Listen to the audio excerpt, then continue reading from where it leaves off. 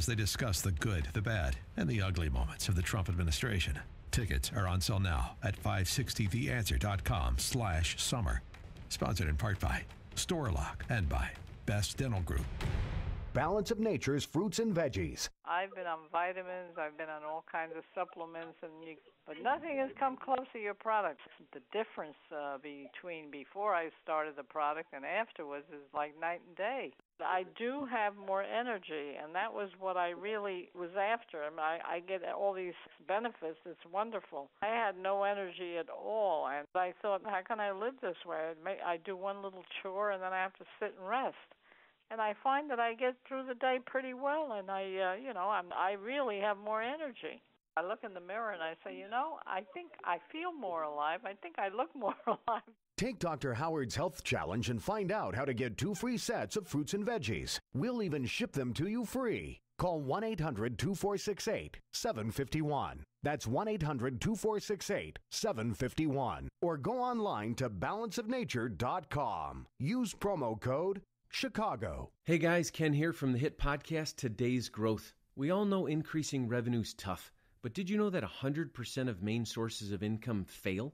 The odds are 100% that your current main source of income will someday no longer exist. 439 of 1955's original Fortune 500 are no longer around, yet their industries and even their product lines still thrive. What happened to these companies? Simple. They didn't believe that 100% of main sources of income fail. They never added a second revenue model. For years, my friends at Income Store have helped both households and businesses build second, third, and even fourth revenue streams. When it comes to helping people create their next revenue model, both Forbes and Inc. recommend Income Store as a can't miss. Could your household or business use an additional revenue model that doesn't solely depend on you? If so, you need to check out IncomeStore.com. That's IncomeStore.com. Go to IncomeStore.com today. That's IncomeStore.com. 5:08. Let's get an update on the roads this early morning in the Alarm Detection Systems Traffic Center. Here's Jim Talamonte. Good morning, Jim. Good morning, Mike. On the Kennedy Expressway inbound, everything is open again between Belmont and California. There was a crash there, which had 3 left lanes blocked, but now traffic is moving nicely in the area. Really elsewhere on the expressways and tollways, things are looking good. On the far southeast side, got a crash on 103rd west of Torrance between Oglesby and Yates. Downtown, the cleanup crews are out this morning after Lollapalooza. Street closures remain, including stretches of Congress, Balbo, Jackson, and Columbus. All the streets are scheduled to reopen by Thursday.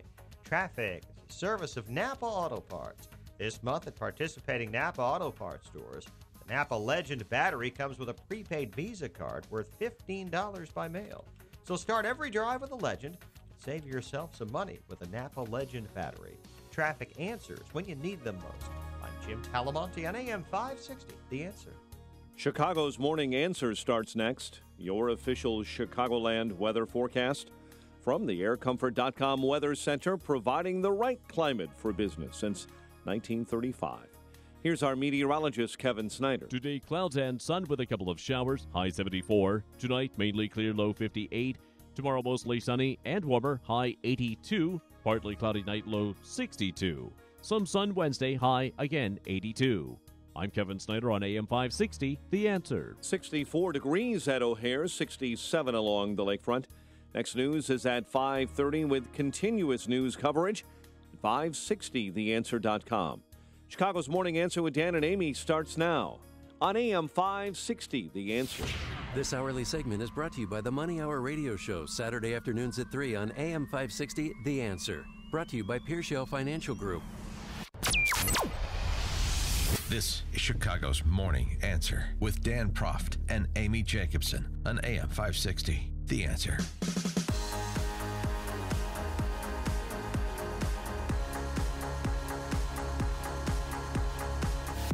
Good morning, Dan and Amy, and thank you, Carlos, our friend from Dunkin' Donuts at Elston and... Think of the Cubs? Addison. Yeah, you got it right. Woo. Yeah, so make sure you go to the Dunkin' Donuts on Elston and Addison to thank Carlos on my behalf as well. He's a good guy. Maybe he'll give you some free stuff. Maybe he will, maybe he won't. That's not really his business model, but I'm an exception. Just give everything away free. Did you have a good weekend? Uh-oh. Yeah. Uh-oh. Are we going to talk about feelings? Hey, how about this weather we're having? No, I'm just pleasantries. I was just wondering how your weekend went. Let me guess. Wait, you played golf. No, I didn't. Oh. All right, so that's 30 seconds more on mindless chatter than I wanted to spend. All right, we're going to see if we can make that up later in the show. Well, normally when you see your friends, you're like, hey, how you doing? How was your weekend? Yeah. So we're going to... We can take care of that back and forth off the air. Okay.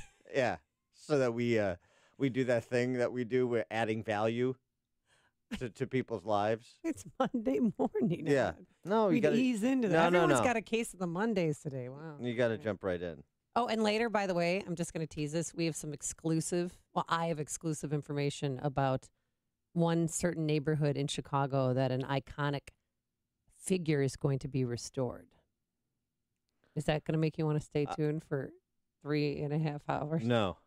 You're going to have to do better than that, I think. An iconic figure is going to be restored in some Chicago neighborhood.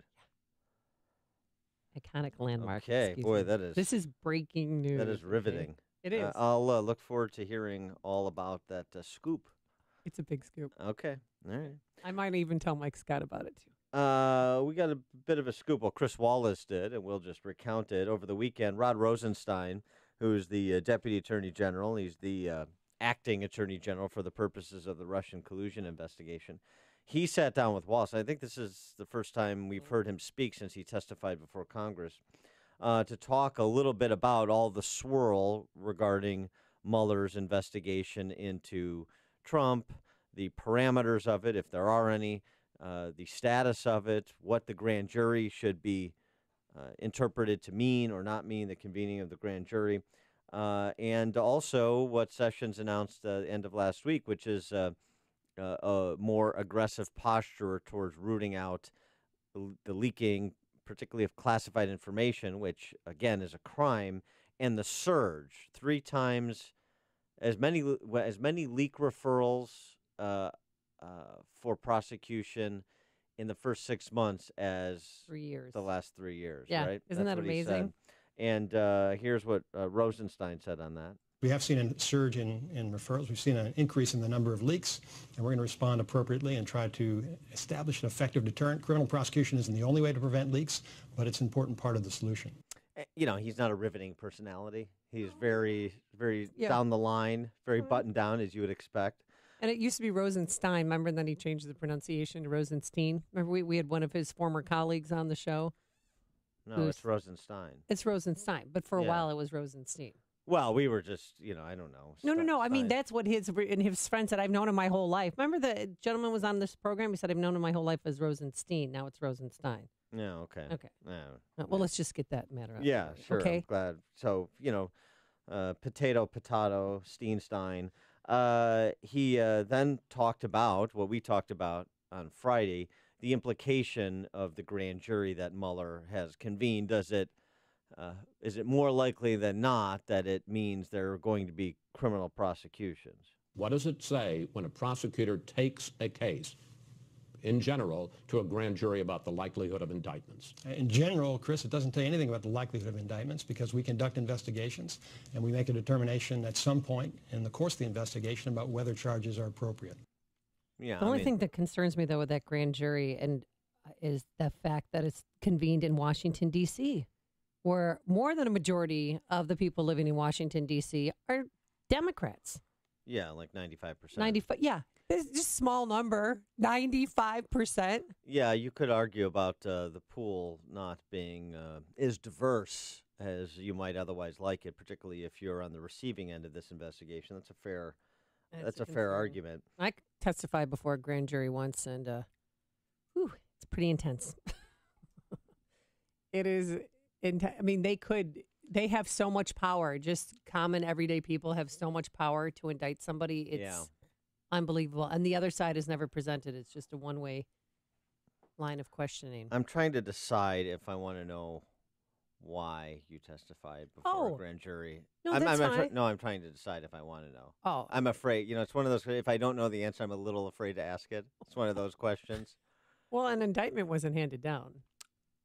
So Amy, keep thinking. why did you have to testify before a grand jury on what topic? Oh, that's funny. You should ask. Yeah. It was in Will County. It was in regards to Craig Stebick. And a grand jury convened in the morning for the Craig Stebick case. The same group of people did the Drew Peterson case in the afternoon. So they were asking me about blue barrels. And I said, that's your afternoon case. That's not. There were no blue barrels. Who is Craig asking you Stebick's about house. blue barrels? The grand jurors were asking me. Oh, I see. They were conflating their That's where I would alleged. Well, one is not alleged anymore, but I would have separated. I would have had convened two different grand juries. Well, But- when you become the Will County State's Attorney, you can do that. Thank you. So, Miss Jacobson, But one lady was falling asleep. Isn't it true, Miss Jacobson, that you had? I don't know where to take that. I just want No, doing no one the ever asked that. No one ever asked prosecutorial that question. Inquisition. About So, what did they ask you? just did he do it? And I said, if he did, I would have come forward with information to the police right away. But I have nothing solid. He never said. He always denied. And I asked him repeatedly on different occasions and different settings, and he said that he never had anything to do with her. And then disappearance. When were you indicted as an accomplice after the fact? When did that happen? I'm trying to just get the timeline. No, You were no indictment. But you know what's weird? They let my attorney go in with me, and even my attorney was surprised because that's not normal behavior. But they let him go in with me. What else did they ask you? I had the feds breathing down my throat on Yeah. my left, and then state police on my right. Like, where were you? Answer that question. Right. It was pretty. It was intimidating, but I was the just next year on the lam. Yeah. No, the last thing my attorney said to me, he said, whatever you do, if you don't know or you don't remember, Don't admit it. Don't lie to a grand jury. Right. That's whatever you do. So, and then the other line of questioning was just about, what was in his house, what was his demeanor that day when she disappeared, because what were his likes and dislikes, turn-ons, turn-offs? No, not that. Yeah, it was pretty intense. Yeah, it lasted about 2 hours. And that is. Sir, can I have a glass of water? No, you shall not have a glass. Yeah, and they give you the hot lights treatment. So. So an indictment was not handed down. No, that case remains open. Mhm. Right. I wonder who did it. Okay, getting back to now that we've gone grand jury. That little off ramp, but so let's get back on the interstate here. And one of the important topics that Rosenstein weighed in on, that has been much discussed, particularly given what Trump had to say about Mueller looking into his financial records to the New York Times when he sat down with the New York Times. And that crosses the red line, right? That's what he said. And Rosenstein said this about the scope of Mueller's investigation and whether there are any limits. Chris, the special counsel is subject to the rules and regulations of the Department of Justice, and we don't engage in fishing expeditions. Now, that order that you read, that doesn't detail specifically who may be the subject of the investigation, because we don't reveal that publicly. But Bob Mueller understands, and I understand, the specific scope of the investigation, and so, no, it's not a fishing expedition. I understand it's not a fishing expedition, but you say any matters that arose or may arise directly from the investigation. In the course of his investigation of the issues that he is looking at, if he finds evidence of a crime, can he look at that? Well, Chris, if he finds evidence of a crime that's within the scope of what Director Mueller and I have agreed is the appropriate scope of his investigation, then he can. If it's something outside that scope, he needs to come to the acting attorney general, at this time me, for permission to expand his investigation. But we don't talk about that publicly, and so the speculation you've seen in the news media, that's not anything that I've said. It's not anything Director Mueller said. We don't know who's saying it or how credible those sources are. Rosenstein went on to make an important point for people comparing this to Ken Starr during the Clinton years, when he started out investigating land deals and he wound up prosecuting for lying under oath as it related to, obviously, the Monica Lewinsky matter. But Rosenstein reminded Wallace that Starr sought authorization from the Department of Justice to pursue that prosecution, to pursue that crime that he had uncovered, the prosecution of that crime that he had uncovered. So it wasn't like Ken's. I'm not necessarily saying Rosenstein did as good a job as he could have done in narrowly tailoring the parameters of Mueller's investigation in the animating document, but he does make the point that Starr sought approval from justice prior to going off on the Monica Lewinsky tangent, and he would expect, ostensibly, Mueller to do the same were he to go off on any tangents. It's news, opinion, insight. This is Chicago's Morning Answer on AM 560. The Answer. Coming up on Chicago's Morning Answer, why would Fox's Eric Bolling Anthony Weiner himself? Or is that more fake news? But first, here's your forecast today. Some clouds, sun, a couple of showers in the morning. High of 74 degrees. Then tomorrow and Wednesday, we get back to normal. Seasonably, the season high of 82 degrees will be hitting that mark tomorrow and on Wednesday, with both days having plenty of sunshine. Let's go into our Alarm Detection Systems Traffic Center. Jim Talamonte, I hear there's a very large pothole on the inbound Kennedy. Yeah, well, Amy, we've had a couple of issues on the inbound Kennedy. We have pothole alert crews out, and we're checking cameras to nail down the location on your large pothole there. And we had a big crash, actually, near Belmont, between Belmont and California, that had things slowing down for a little while. Everything's reopened again, but there were 3 lanes blocked between Belmont and California on the left side. Everything is open, and now things are clear in both directions on the Kennedy, and the reversible lanes are open inbound. Expect heavy traffic at O'Hare. Right now, 190 is still okay, but starting to see a little heavier traffic in that area. It's fairly routine on the south side, with inbound delays on the ride from 18th to Burn Circle. 17 minutes, 95th to downtown. Outbound fine at 15. I-57, 18 minutes, I-80 to the merge. Bishop Ford at 16. Tollways are looking good. A crash on the southeast side of 103rd just west of Torrance. Streets remain closed downtown after Lollapalooza. All the streets should reopen by Thursday. I'm Jim Talamonte in the Alarm Detection Systems Traffic Center. Did the pothole cause the crash on the Kennedy? I don't know. I had heard that there was a big pothole and that cars, it wasn't a sinkhole. It wasn't like cars were falling in, but we'll find out for you, Dan. You may have to testify about that before a grand jury. Hey, there's a really good reason why MyPillow continues to be an important sponsor of our show. It's because our listeners continue to buy MyPillows, and I hope you're having a great summer. And if you don't already sleep on a MyPillow, August can be even better. By using the promo code Amy, you'll still get the absolute best deal available anywhere. It's the 50% discount on a MyPillow 4-pack, 2 premium MyPillows, and 2 Go Anywhere pillows, all half off. I love MyPillow because you can, conform the patented fill to give you the support you need where you need it most. You can put it in the washer and dryer. It's awesome. They're hypoallergenic. They're made in America, and you'll get a 10-year warranty and 60-day money-back guarantee. Merca. And in August, get your 50% off the 4-pack by calling 800-489-0201. Use the promo code Amy or visit MyPillow.com. That's 800-489-0201. Promo code Amy. When you have sleep apnea, traveling can be a real drag because you have to drag your big, bulky home CPAP device with you everywhere you go. But not anymore. Now you can travel easily and sleep comfortably anywhere thanks to Transcend, the world's very first mini CPAP. And right now, you can try Transcend absolutely risk-free for 10 restful nights. So call now, 1-800-600-4133. Our smallest and most advanced portable design ever, Transcend is as small as a soda can and weighs less than a pound. You can even add a battery that's as tiny as a deck of cards. Transcend is so incredibly small and light, you can easily fit it in your briefcase or purse to use anywhere you go. It's FAA compliant too, so you can even sleep comfortably while flying. Now you can enjoy the freedom to sleep comfortably anywhere. But don't delay. To receive your 10-night in-home trial, call minicpap.com now. 1-800-600-4133. Again, that's 1-800-600-4133. All right, I have to admit it was an eyesore, the chipping and paint peeling on our front and back porch. It looked awful, but thanks to CertaPro painters, the porch looks brand new. The painters who showed up were professional, respectful. They were done in just a few hours, and when they left, the house looked brand new.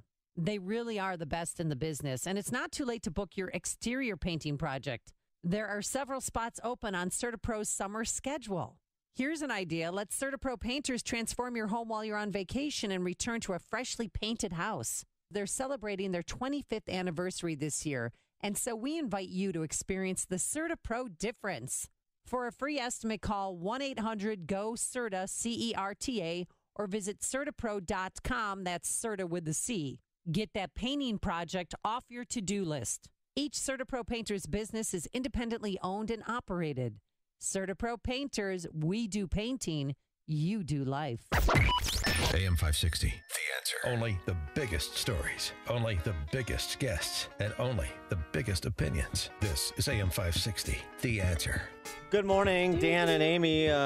Taking your calls all morning. I assume everybody's planning for next year, August 4th, Barack Obama Day in Illinois. What are you going to do on Barack Obama Day, August 4th of 2018? 312-642-5600, turnkey.pro. Answer line 646-368, turnkey.pro. Text line. Wait, did I miss something? Is that an official state holiday? You apparently did. It's Have I been out of the country that long? Governor Runner signed a measure on Friday designating August 4th Barack Obama Day across Illinois. Mike Scott reported on it, and it's not like the kids don't get school off, or you get because we're already off school. Yeah, it's not like Martin Luther King Day. It's a day off of work. Oh, that's right, August 4th, you're not in school. But it's not like it's a day off work or the federal offices are closed. The post or office like that. is still open. Okay. Yeah, but it was. So what are you going to wear?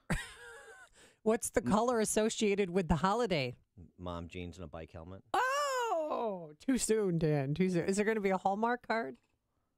Hey, everybody. Oh, like happy Barack Obama Day. Yeah. Oh. I think I'm going to Mom jeans. Spend more money than I have on that day. Oh, there you go. I mean, I just want to. That's going to show up. I want to do. Well, I want to. No, it's not showing him. I want to emulate him. Illinois emulated him as a state. I mean, we exported him to D.C. to scale this model, which he attempted to do. There's no question about it. That's what we always do. Spend money we don't have. Yeah. Maybe I'll volunteer on a shovel-ready project. You know what? You can 4th. be a community organizer on August 4th. You can get together a little block party. Do you have you can get a block party going in your on your floor in your Lake Point Towers. Well, I want to take that. Maybe we'll do a little excursion to the south side because I want to get jobs for those out of work steel workers who are still waiting for Barack Obama, the community organizer, to get them a job 25 years later. That's right. So maybe I'll do that. Yeah. I don't know. Well, you could take a bike ride wearing mom jeans and a helmet, and you could on your there's no question on the bike path there. I could go shoot hoops and Oh, you can go to East Bank Club or look for Arnie Duncan. Miss all of them. I can learn to throw like a girl. Oh, Oh, that's right. When he threw out the first pitch, Yeah, that wasn't a good look. I got to limp up my wrist a little bit, but I could do it. I mean, in honor of the 44th president, I think I could take the time to do that. Now, were you there when he threw out the first pitch? No. Well, because you are a season ticket holder. Yeah, so but I don't. Well, was he on the mound or was he in front of it? He was on the mound, I think, But in front of the rubber. But he didn't make it across home plate, did he? I can't remember. No, I think it fluttered up there, for like 5 or 6 feet from where he threw it. And then he had to run out. And then that was all the strength he had. He was exhausted. He collapsed. And he had to be carried off like a damsel in distress. And then Michelle came in and took care of business. That's right. She's hot. She fired in a 95-mile-an-hour split finger on the outside corner. Larry and Bartlett, you're on Chicago's Morning Answer. Hey, good morning, Dan and Amy. I'm going to celebrate by going to work and just paying as much excessive taxes as I can. There you go. Very good. Thanks for the call, Larry. Coming up on Chicago's Morning Answer, who will the Republicans be running in 2020? Trump. But first, into the newsroom. Here's Mike Scott. Just saw the video of the pitch. He was on the rubber. He was on the mound. Did he make it across home plate? Oh, no. It didn't come anywhere near home plate. It went way... Was he wearing mom jeans? No, he had khakis on. Khakis in a national outfit, just so we know. Did he have a crop top on? Could not tell. Was he wearing his scrunchie? Top on. Could not tell. He had a Nationals top on. 63 degrees outside in the Nissan of St. Charles newsroom, home of the Lifetime Advantage warranty. Here are the stories we're watching this morning, including a Northwestern University microbiologist suspected in the stabbing death of a 26-year-old Chicago man due in a California courtroom this morning. Wyndham Latham and Oxford University financial officer Andrew Warren were wanted on first-degree murder charges for the death of Trenton James Cornell Duranlew. A suburban Chicago man being held on $5 million bond for the murder of his wife and daughter, Ryan Yarber, is due back in a Woodstock courtroom tomorrow. North Carolina Senator Tom Tillis is backing a bill to protect special counsel Robert Mueller's probe into Russian interference in the 2016 election. A necessary part of just continuing to improve the reputation of independence for the Department of Justice. Tillis on ABC's This Week says the bill would allow any special counsel to challenge their firing in court. Corrosion, the culprit behind last month's deadly accident at the Ohio State Fair. The manufacturer of the 18-year-old amusement park ride says excessive corrosion on the interior of the gondola support beam dangerously reduced the beam's wall thickness over the years. President Donald Trump says the UN made the right move, putting more sanctions on North Korea. Trump tweeting yesterday that he did talk with South Korean President Moon, and they are both happy with that decision. Presidential Counselor Kellyanne Conway dismissing out of hand reports that Vice President Mike Pence is creating a shadow 2020 presidential run. It is absolutely true that the vice president is getting ready for 2020 for re-election as vice president. The New York Times reported Saturday that the 2020 presidential election campaigns are already taking shape, including, they say, one by Pence. Chicago files a lawsuit this morning against the Department of Justice over their efforts to block funding for so-called sanctuary cities. Nationals beat the Cubs 9-4 at Wrigley. Chris Young, 5 RBI. Red Sox over the White Sox, 6-3 at Fenway Park. Hideki Matsuyama fired a 9-under-61 yesterday. If you watched it, it was pretty amazing. He tied Tiger Woods and Jose Maria Olazabal to erase a 2-shot deficit, take the PGA's Bridgestone Invitational on that wonderful Firestone track in Akron, Ohio. The news service of NTB. Get your 5-quart conventional oil change today, just $19.99, plus $3 disposal fee. For tires, oil service, and repairs, National Tire and Battery, that's all you need. 5:33 is our time. We'll have a check of traffic and weather on the way next on AM 560. Right now with Galaxy. Buy one cabinet, get one free. Visit us online at GalaxyHome.com to schedule your free in-home estimate. Save an additional $500 when you book right now.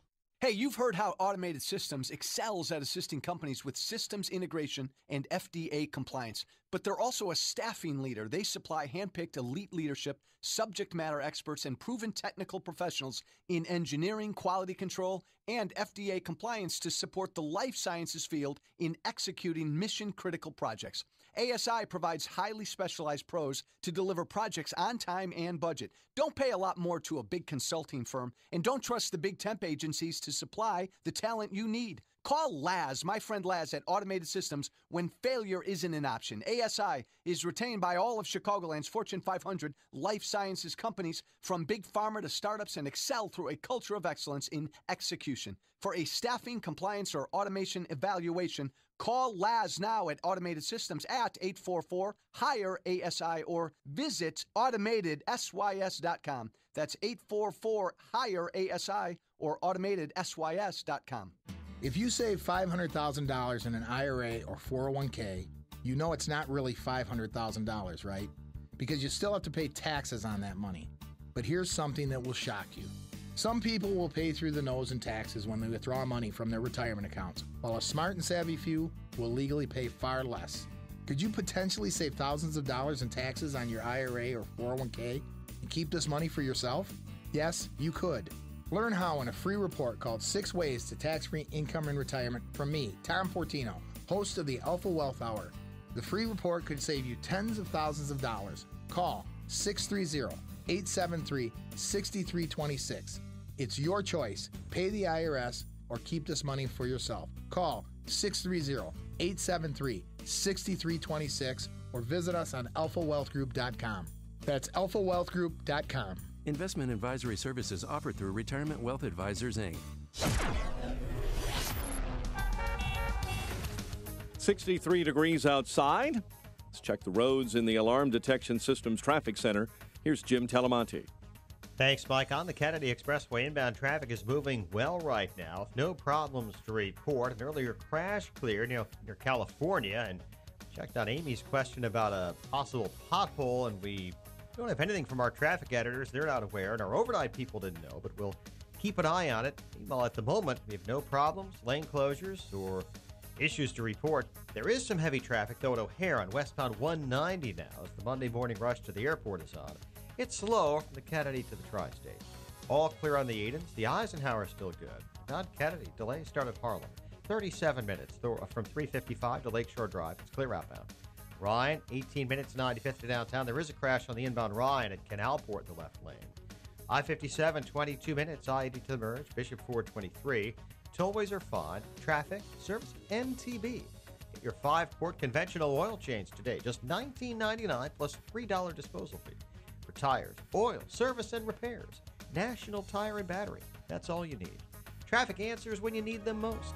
Jim Talamonte on AM 560, The Answer. Chicago's Morning Answer continues next. Your official Chicagoland weather forecast from the aircomfort.com Weather Center. Clouds and sunshine.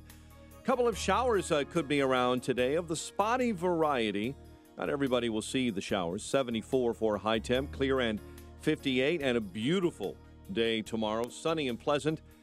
High of 82. Currently 63. Next news at 6. And Chicago's Morning Answer with Dan and Amy continues next on AM 560, The Answer. This hourly segment is brought to you by Papa Nicholas Coffee. Papa Nicholas Coffee, roasted fresh daily in Batavia, Illinois. Chicago's Morning Answer with Dan and Amy continues now. And make sure to stay tuned to catch me, Mike Gallagher, coming up at 9, only on AM 560, The Answer. I don't know if you heard, but Jim Talamonte said you're a liar. Maybe said, it's fake there's no news. pothole. That nobody can see any pothole but you. Wait till the sun comes up, okay? You'll see a little pothole, all right? Okay? Maybe a see a little little light nearby. Sounds like a Bob Mould song. See a little pothole. All right, 2020. Yeah, who's in? Who's out? Huh? Do you expect Trump to make it to 2020 and run for re-election? 312-642-5600, turnkey.pro answer line, 64636DA, turnkey.pro text line. It's no surprise that there are Republicans who are expressing deep concerns. Jeff Flake publicly, others privately, based on his erratic conduct and this Russian collusion investigation and where his numbers are, approval numbers are right now. That makes, jumpy politicians jumpy. And so they are. In addition to the long knives that are out for him in the D.C. press corps and, of course, the Democrats. And so could Trump make it to 2020? And if he did, should he be the Republican Party's nominee again? A little early in the term. You think? 7 months in to make that kind of assessment. But did you read that New York Times article? They quoted 75 different Republicans who are, either thinking about running for president or backing somebody else for president. And, of course, Mike Pence was horrified and mortified at that article and came out saying, he's 100% behind President Trump as his vice president. And Kellyanne Conway was on with your friend, George Shorty Pants, to talk about it. And, she put little Georgie boy in his place. I want to make a remark about Vice President Pence. I've worked with him for 10 years as his pollster, as a senior advisor, and certainly work with him daily in the White House. It is absolutely true that the vice president is getting ready for 2020 for re-election as vice president. So no concern and he's setting up a shadow also getting ready campaign? for 2018. Zero concern. That is complete fiction. That is complete fabrication. And I know that his advisors who had comments attributed to them have pushed back very strongly, as has the vice president, and as am I right now unequivocally. Vice President Pence is a very loyal, very dutiful, but also incredibly effective vice president, an active vice president with this president. He is a peer to the president in the West Wing. Is that enough to convince you that he's going to run in 20? I think he's going to get bored, and I think that he'll be a one-term president. President Trump. Well, whatever. I mean, the speculation is so silly. There are more pressing matters, but this is what bubbled to the surface on the Sunday talk shows.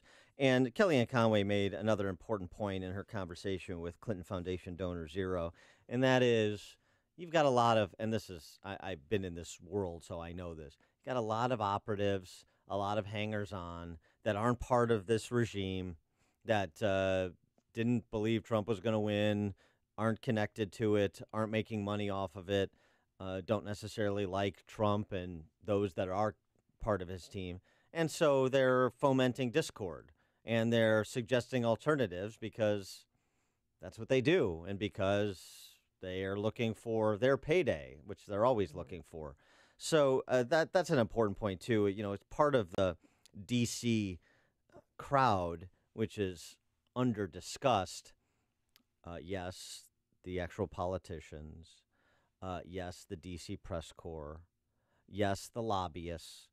Also the political operatives on both sides. The political operatives have a lot of sway, and many of them are, underwhelming in terms of performance and underhanded in terms of disposition. So that's something else to keep in mind when you see these kind of stories bubbling to the surface, because they're looking for something to continue to extend the narrative that Trump is crumbling and Trump is in trouble and the Republican Party is ready to turn him out. I think we're a long way from that. But don't you think Vice President Pence is doing more than any vice president in the history of our country? I mean, normally vice presidents go to funerals when a world leader dies. That's what they normally do. But he's going and talking about policies. But remember, after that phone call that broke down between President Trump and the Australian Prime Minister, a week later, Vice President Pence went to Australia to meet with him. What are you talking about? Biden cured cancer. He's still working on that, Dan. And that was later on. That was, at the end of the second term. Well, I mean, that's still a big accomplishment. That was his homework assignment. I mean, you go find a cure for cancer. Well, and I assume that's, I haven't paid attention because I'm like most Democrat voters. I only care about the intentions or the inputs into a system. I never kind of circle back to find out what happened because I don't care.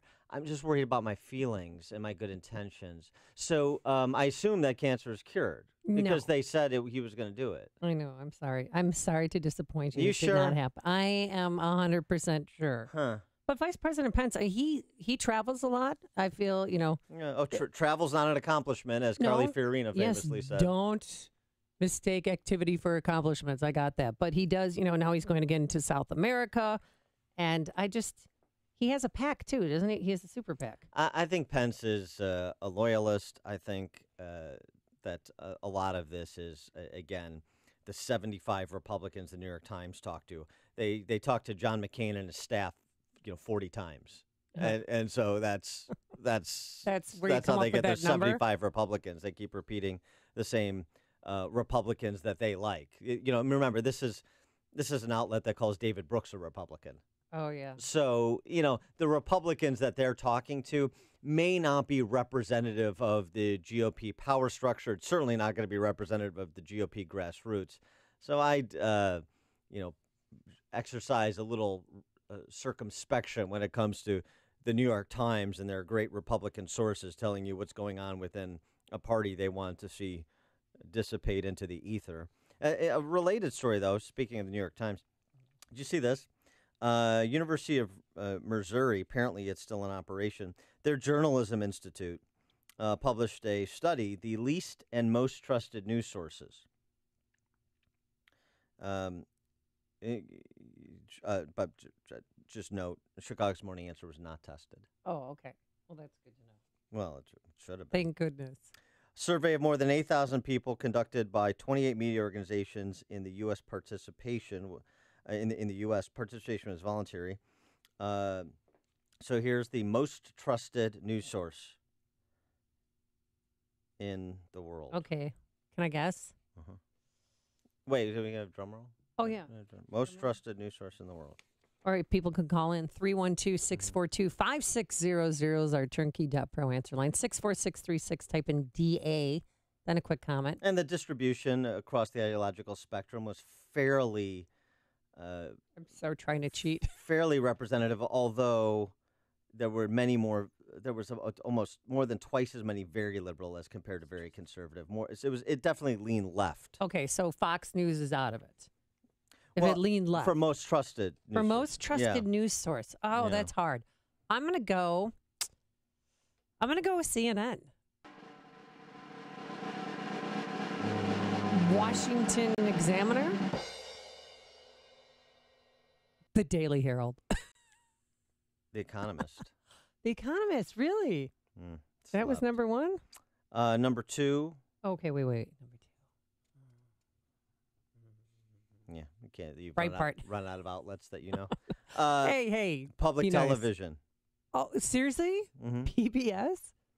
3 They're Reuters, they're not biased. 4 BBC, 5 NPR, 6 PBS. I mean, so public television generally.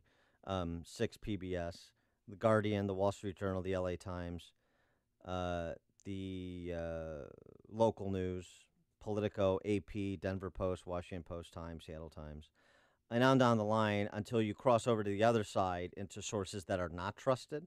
Yeah. The least trusted news source? New York Times. I mean, if you consider this a news source, it's interesting that it was put on the list of news sources, which tells you something about the survey, the perspective of the surveyors, but Occupy Democrats. Huh? Occupy Democrats is the least trusted news source. Yeah, okay, I concede your point. BuzzFeed is next least trusted. Okay.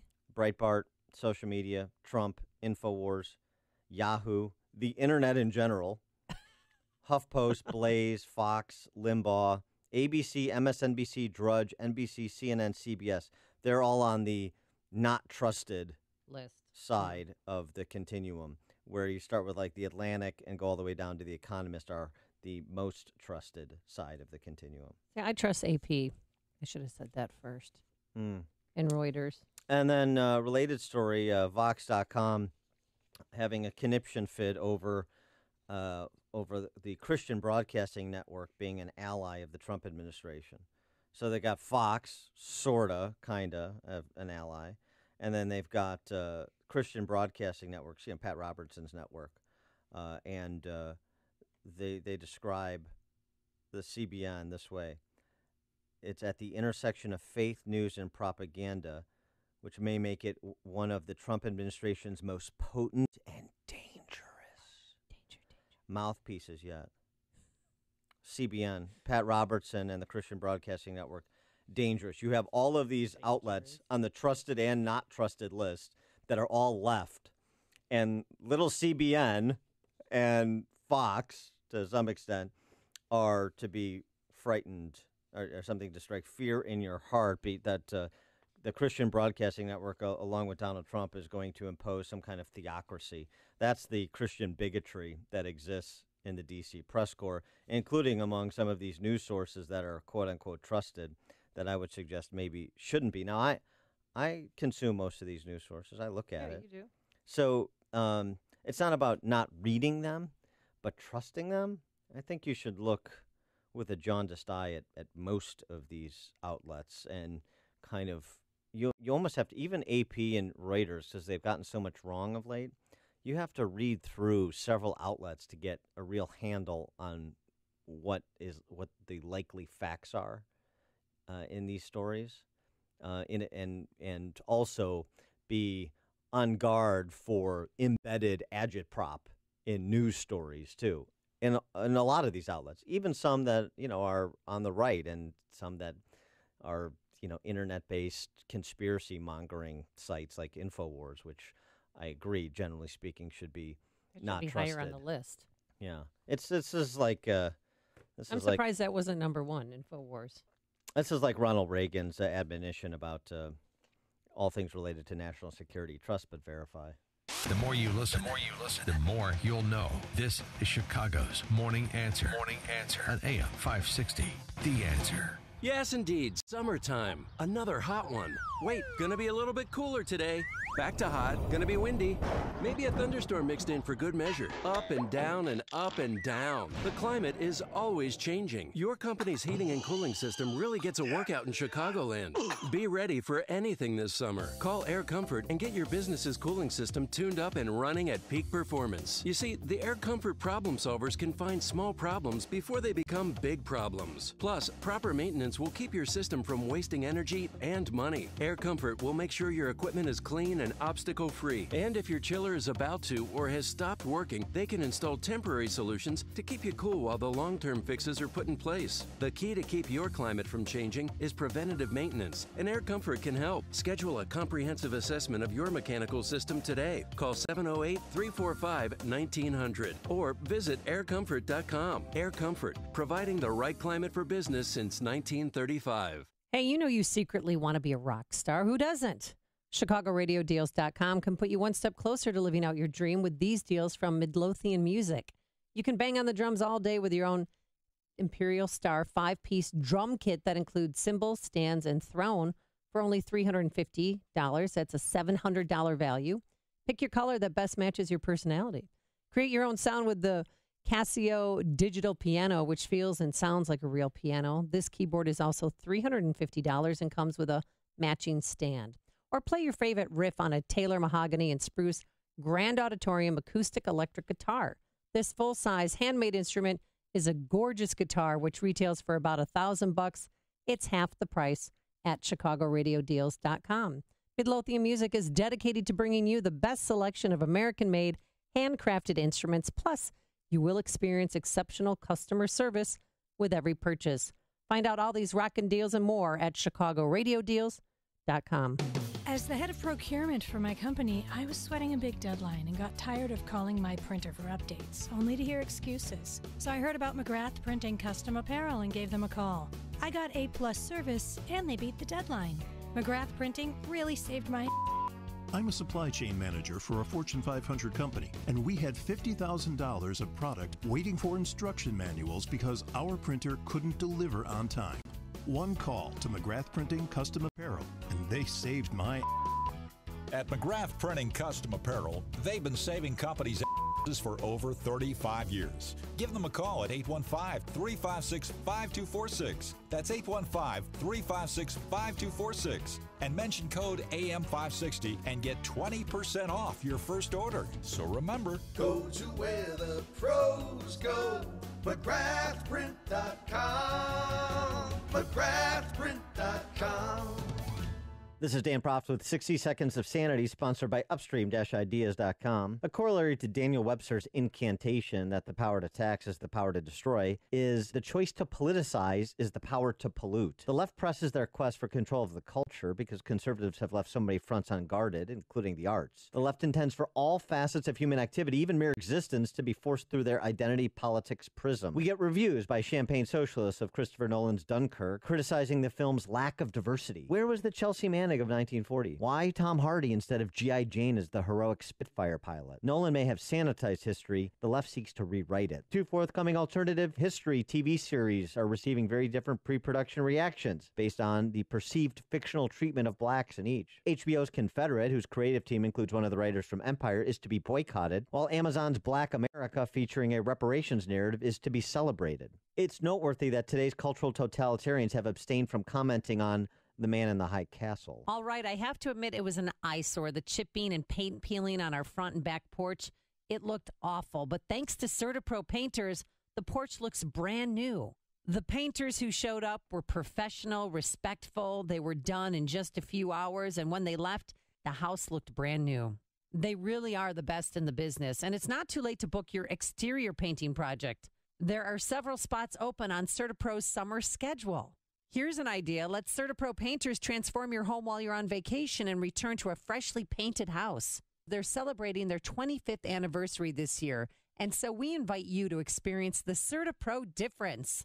For a free estimate, call 1-800-GO-CERTA, C-E-R-T-A, or visit CertaPro.com, that's Certa with the C. Get that painting project off your to-do list. Each CertaPro painter's business is independently owned and operated.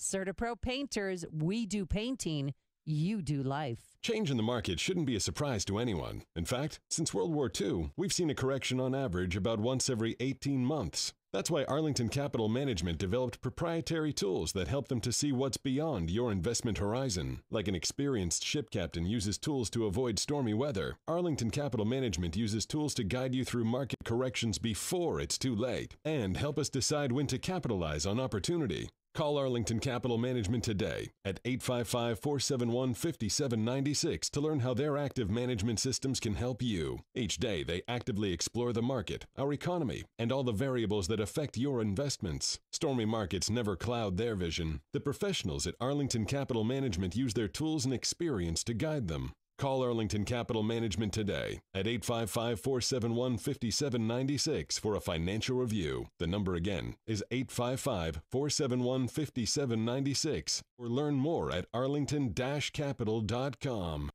Americans have the right and advantage of being armed, unlike the citizens of other countries whose governments are afraid to trust the people with arms. James Madison, Federalist Papers. Our founders recognized that the common individual needs to be trusted, but with trust, there must be common sense and personal responsibility. This is especially true of handguns. If you've been thinking of making a purchase, visit the Range at 355. The Range at 355 is so much more than a state-of-the-art shooting range. It is a fully stocked showroom carrying a variety of firearms with brands like Smith & Wesson, Sig Sauer, HKs, and Glock. The Range at 355 offers Illinois concealed carry license training and a full curriculum of classes designed to teach you what you need to know to be a responsible gun owner and concealed carrier. Their professional team will train you like a pro. Founded by patriots like you, providing professional guidance and courteous instruction. Trust your skills to the pros at the Range at 355. For range hours and class info, visit range355.com. Range355.com. 5:57. Let's check the roads in the Alarm Detection Systems Traffic Center with Jim. Thanks, Mike. It's heavy heading to O'Hare on the outbound Kennedy, slow going from Lawrence to 190. So it's about 22 minutes to get from downtown to 190, and then on 190 itself, traffic is heavy from around River Road to the Tri-State is where the main delay is. Not too bad at the moment, but expect some congestion in the terminal area too. Edens is clear. On the inbound Eisenhower, traffic is heavy from Manheim to 25th, Des Plaines Avenue area to Harlem, then Racine to the Burn Circle. 32 minutes, Thorndale to downtown. Outbound 29, Stevenson 40 minutes, 355 to Lakeshore Drive, outbound 36. Ryan 22 minutes, 95th to downtown. Traffic, service of LL Bean. At LL Bean, every school year is a new adventure. And now you can get 20% off book packs, kids' clothing, and more of the stuff every student needs.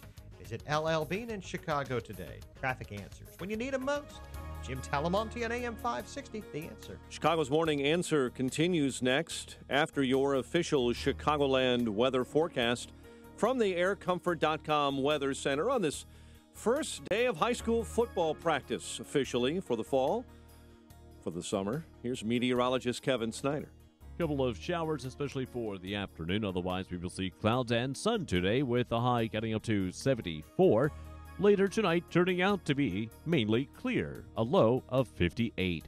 I'm Kevin Snyder on AM 560, The Answer. Officially 63 at O'Hare, 62 in Aurora. The news, a service of Napa Auto Parts. It is hot out there, but not hard to protect your engine from overheating. All you have to do is go to any participating Napa Auto Parts store and grab some Prestone antifreeze for $11.99 a gallon.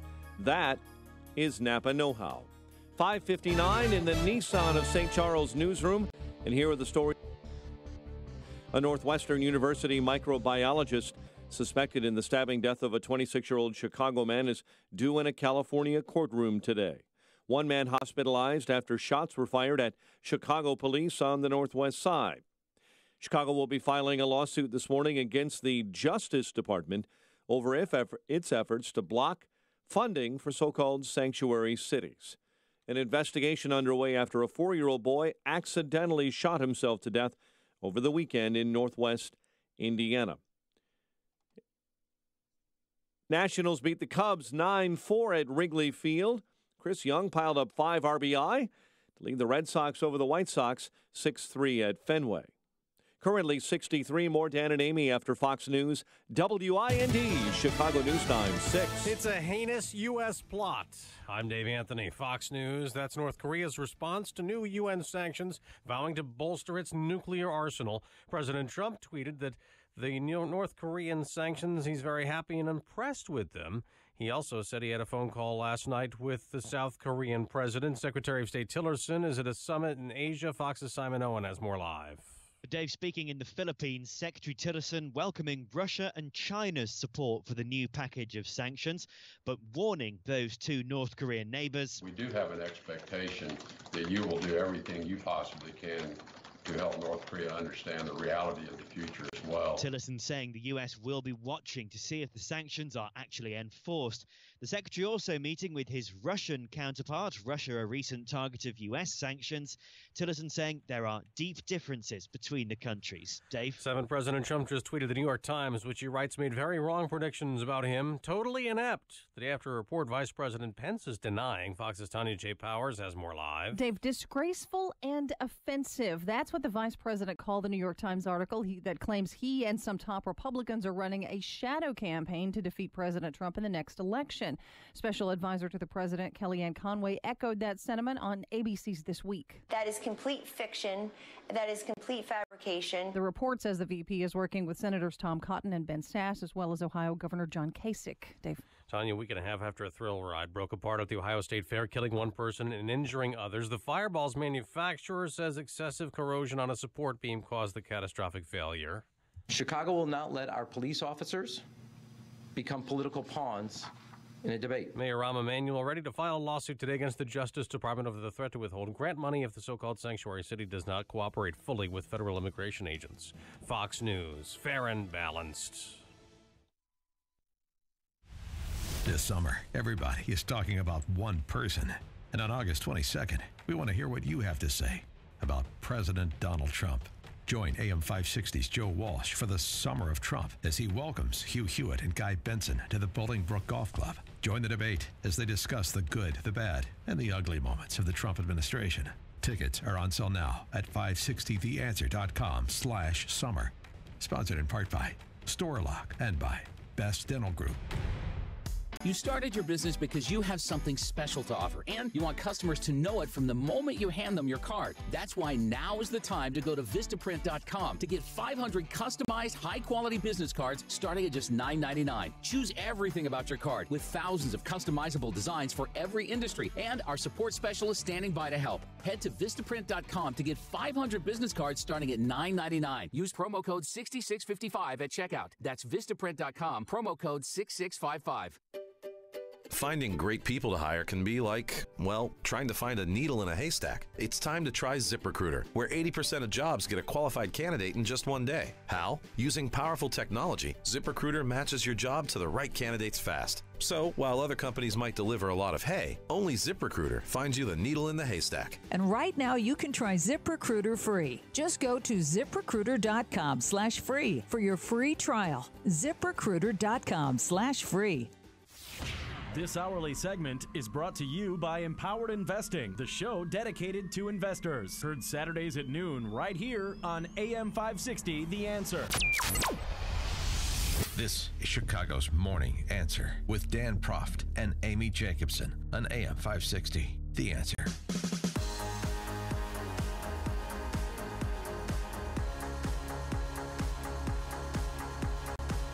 Good morning, Dan and Amy. Would you patronize a vegan cafe? I could stop there, but let me continue. Would you patronize a vegan cafe called Handsome Her if you were a man who was being charged an 18% premium to eat there? It's the man tax at Handsome Her Eatery in Melbourne, Australia. That's when I'd start cross-dressing. Put another shrimp on the barbie. Why would you'd cross-dress to be a man? If I was a man. Oh, I see. Which sometimes my name is Larry. I see. Because I'm, transitioning. That's when I would, dress like Klinger on MASH and get food at a reduced cost. Here's the backstory. A cafe in Melbourne is protesting the gender pay gap like we've never seen before. 1 week out of every month, men pay an 18% premium. The tax is optional, but so far, no male customers refused. If people aren't comfortable with paying it or men don't want to pay it, we're not going to kick them out the door. It's just a good opportunity to do some good. The cafe, called Handsome Her, also has priority seating for women. 312-642-5600, turnkey.pro answer line. 64636DA, turnkey.pro text line. When Handsome Her comes to Chicago, and it should in about 5 minutes, would you patronize it? And particularly if you're a man, pay the man tax to, do some good to address the non-existent gender pay gap.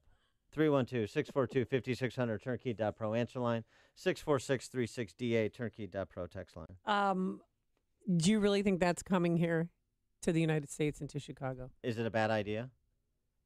Well, if you need to make revenue, no, it's not a bad idea. Well, because we're running out of things to tax. That's the problem. If you think it's a bad idea, which I do, to an extent, then it's coming to Chicago. Yeah, exactly.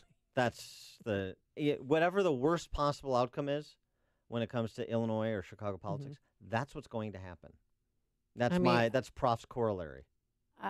Would I ever go to a restaurant? First of all, I'm not a vegan. First of all, but if Yeah. it wasn't a vegan restaurant, a regular restaurant, Maybe I it's like just the to food. go to a smoothie. Maybe, this is when I'll flex my gender muscles and I will take preferred seating and I will go and pay less in taxes than you. Fine. I deserve a break. The response, according to the proprietor of Handsome Her, has been very positive. Even one wussified man donating $50 to the cause.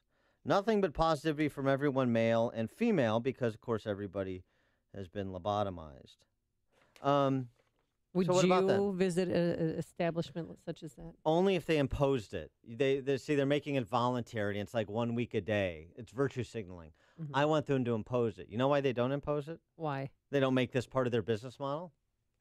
Even despite the, sanitizing the reaction and saying, everybody who's come in loves it, and they're donating more money than even the cost of the items they purchase. Because irrational discrimination is bad business. And this is the point. This is why you don't need, in point of fact, they're counterproductive. You protect the discriminator. You protect the irrational discriminator with all of these laws mandating the price businesses must pay for labor. Right? If you've got two vegan cafes and one irrationally charges men 18% more than women, and the other one charges everybody the same price, who do you think succeeds? So by protecting the discriminator, by imposing standards, I should say, mandating labor wages by government fiat, you protect the discriminator. That's what you do. That's why it's dumb. But people don't think, and they're not academically literate, generally speaking, particularly those in public office, and so they just feel. And it feels good. And they continue to propagate this myth about gender pay, which has been explained over and over and over again. But still, people don't listen. And they I wonder what understand. happened to me when I say it's not what you think it is. Right. Men and women are doing different jobs. They do. We're not in coal mines. I mean, some women are. They do That's different great. jobs. They work different hours, generally speaking. As a cohort, they are more consistently in the workforce over the course of their working life.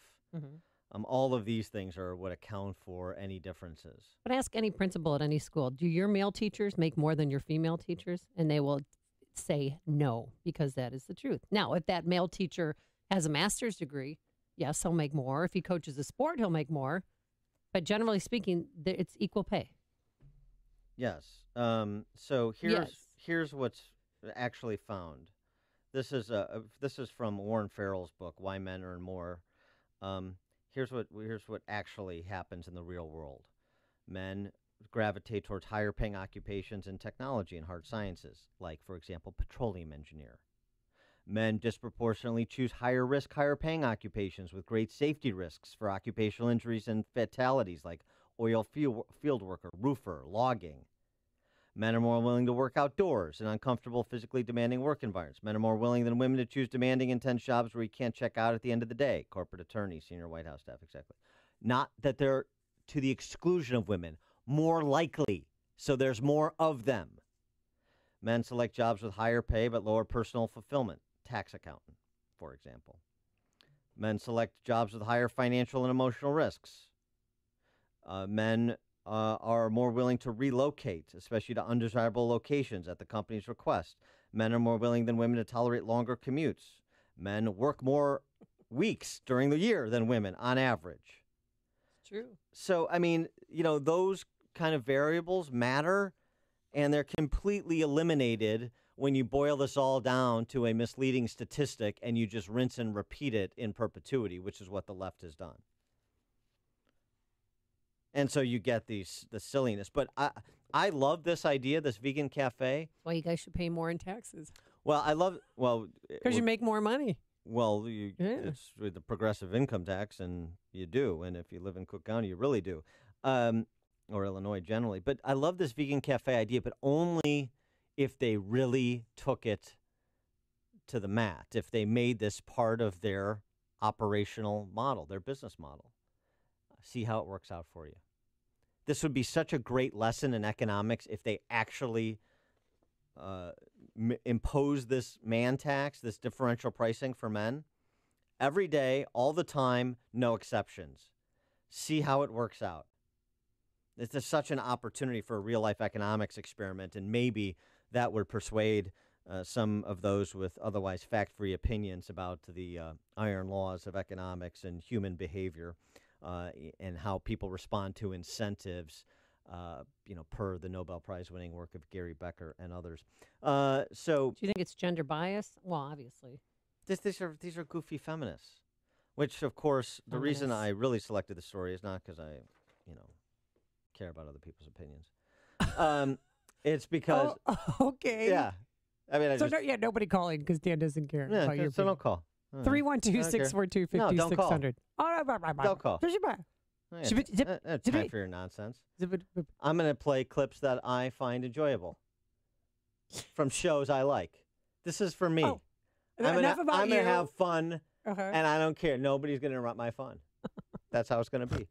So, of course, these feminists that own the vegan, eatery. Do you eat? Yes. Is that what you do at a vegan cafe? Yes.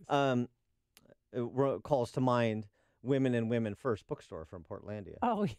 And so I can imagine something very similar because this is basically life imitating Portlandia. So just remember this classic, when they have to call in an air conditioning repairman. Your air conditioner, where's the air conditioner? What does it look like? What does an air conditioning system look like? Well, it'll have an aluminum hood like this, and there'll be an air sound coming out of it, and when it goes on, it'll whir like that. I need you to stop doing this with your hand, and I need you to stop whirring with your lips. Can I whir? Yes. So can we find the unit? What do you mean by that? The unit? Where's your air conditioning unit? Sir, I don't think that you're allowed to come into this store and talk about units. Every time you say the word unit or box or equipment, I feel a penis here, I feel a penis here, I feel a penis here. I am halfway to pregnant. We'll call this from now on an air conditioner or chill machine. All right, Or a chill machine? Chill machine. And then he fixes it. Okay, sweetie, you got a burned out condenser. Who's Sweetie? Well, ma'am, I can fix it. It probably put a couple of new... Sweetie? I have a name. I love the music. And that name is Candace. All right, ma'am. Well, It's not ma'am. It's Candace. And I'm Tony. I'm Brian. I'm Brian, the air conditioner repairman. Okay, Brian. This is the we're kind of gonna job let you men look. have to I want do. you to read this. And it is a vivid description of what it's like to be a woman. Which I think is something that you could benefit from. Understanding a woman's journey, which is why I've also brought this book. Inside each of us is both a phallus S-H-E. and the opposite of a phallus. A cone. Oh, no, I've never been that way. What way? It's not this way or that way. We're all one way. We're all human. You, sir, have a feminine side, don't you? Well, I like gals. Yeah. And so there you go. Now, if you want to become, if you want to surrender your manhood and become one of these male feminists, Portlandia also has an episode on that. And this is so great. Portlandia is so good because Fred Armisen and Carrie Brownstein are left. Yeah.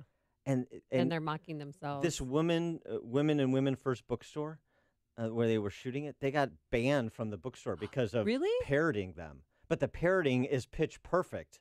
And that's what the left can't indulge. They can't, survive a mirror test. But here's Doug. So if you've got an idea about, being a stay-at-home male feminist that just hangs out at vegan cafes. Claire, I'm actually a feminist. How?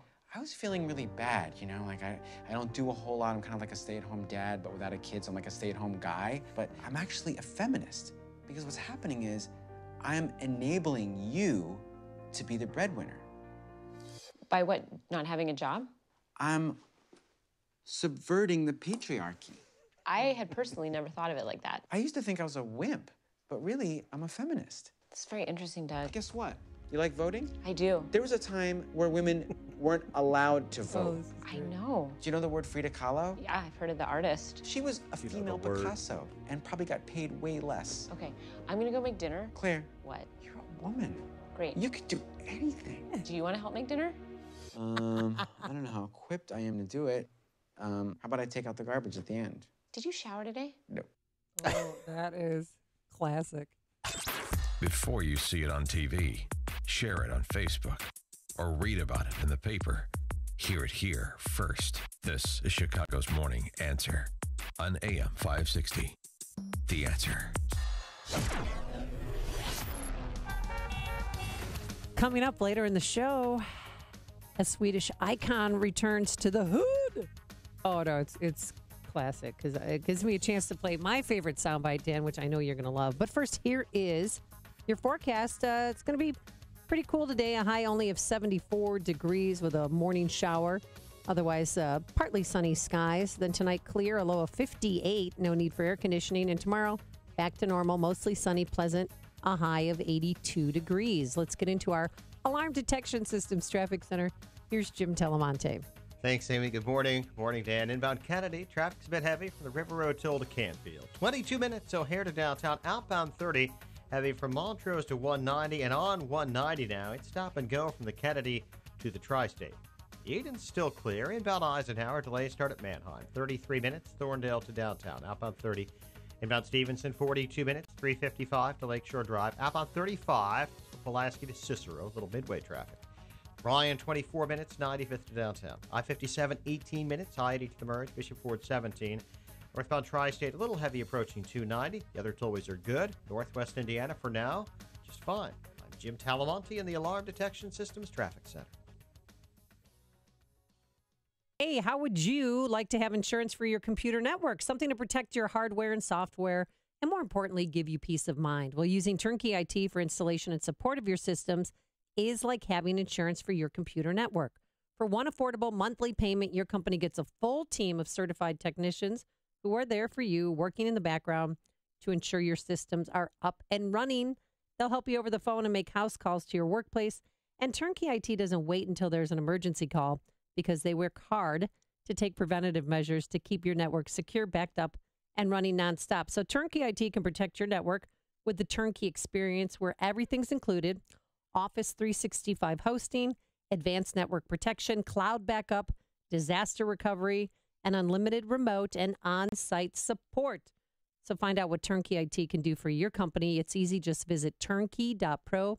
That's turnkey.pro. If you're missing teeth or even a single tooth, dental implants are a fantastic way to regain your confidence, your smile, your dental health. Hi, it's Mike Gallagher. You hear a lot of people screaming at you about dental implants. Get it done in a day, or we can treat everybody, or hundreds of thousands of implants. Look, successful implants don't come from an implant factory. What you don't hear talked about is skill, treatment, and installation. These are what make for successful lifelong implants, and that's why you need to see Dr. Norouzi at Fox River Periodontics. Dr. Norouzi is the recommended choice of dentists that don't do implants. You need the experience, skill, and honesty that 24 years of dental implants brings. This is Dr. Norouzi. I personally guarantee your happiness with your implants. Call Fox River Periodontics, 630-232-7400, 630-232-7400, or just remember, implantsforme.com, implantsforme.com. Dan Proft here with an important message for Chicagoland business owners. If you own or rent your building, chances are that you're paying more than your fair share of property taxes. Ask yourself this question: if you could lower your property taxes with the help of licensed professionals who have an 80% average success rate, yes, you heard that right, an 80% success rate, lowering business owners' property taxes, would you do that? Corporate Valuation Advisors has reduced their clients' property taxes on average by 20% over their 25-year service history throughout the greater Chicagoland area. Here's a Corporate Valuation Advisor's recent property tax savings success story from a local Chicago business owner. Their first year of property tax savings equaled $26,265. The total four-year property tax savings equaled $104,679. Call Corporate Valuation Advisors. They can help. 630-923-5371. That's 630-923-5371. You can also find them at yourfairtax.com, or visit 560theanswer.com and look for the Corporate Valuation Advisors banner. Yes, indeed. Summertime. Another hot one. Wait, gonna be a little bit cooler today. Back to hot. Gonna be windy. Maybe a thunderstorm mixed in for good measure. Up and down and up and down. The climate is always changing. Your company's heating and cooling system really gets a workout in Chicagoland. Be ready for anything this summer. Call Air Comfort and get your business's cooling system tuned up and running at peak performance. You see, the Air Comfort problem solvers can find small problems before they become big problems. Plus, proper maintenance will keep your system from wasting energy and money. Air Comfort will make sure your equipment is clean and obstacle-free. And if your chiller is about to or has stopped working, they can install temporary solutions to keep you cool while the long-term fixes are put in place. The key to keep your climate from changing is preventative maintenance, and Air Comfort can help. Schedule a comprehensive assessment of your mechanical system today. Call 708-345-1900 or visit aircomfort.com. Air Comfort, providing the right climate for business since 1935. AM 560, The Answer. If you're talking about it, I'll be talking about it. Dennis Prager here. Join me this morning at 11, right here on AM 560, The Answer. Dan and Amy, so what's the Swedish icon that's going to be restored? A Dolph Lundgren statue or something? No, back in 2014, we had the Swedish flag-designed water tower. It leaked, and it ruined the third floor of the Swedish American Museum. I'm sure you've been there several times, right? Yeah, that's the ABBA floor, right? Yeah, right. No, it's where we had the Viking ship and where kids play. We have replicas of log cabins that our ancestors grew up in, and that whole place was ruined, so that was shut down for a year. The Swedish, keeping with the welfare state that Sweden is, they pay you to go to the museum, right? No, they don't.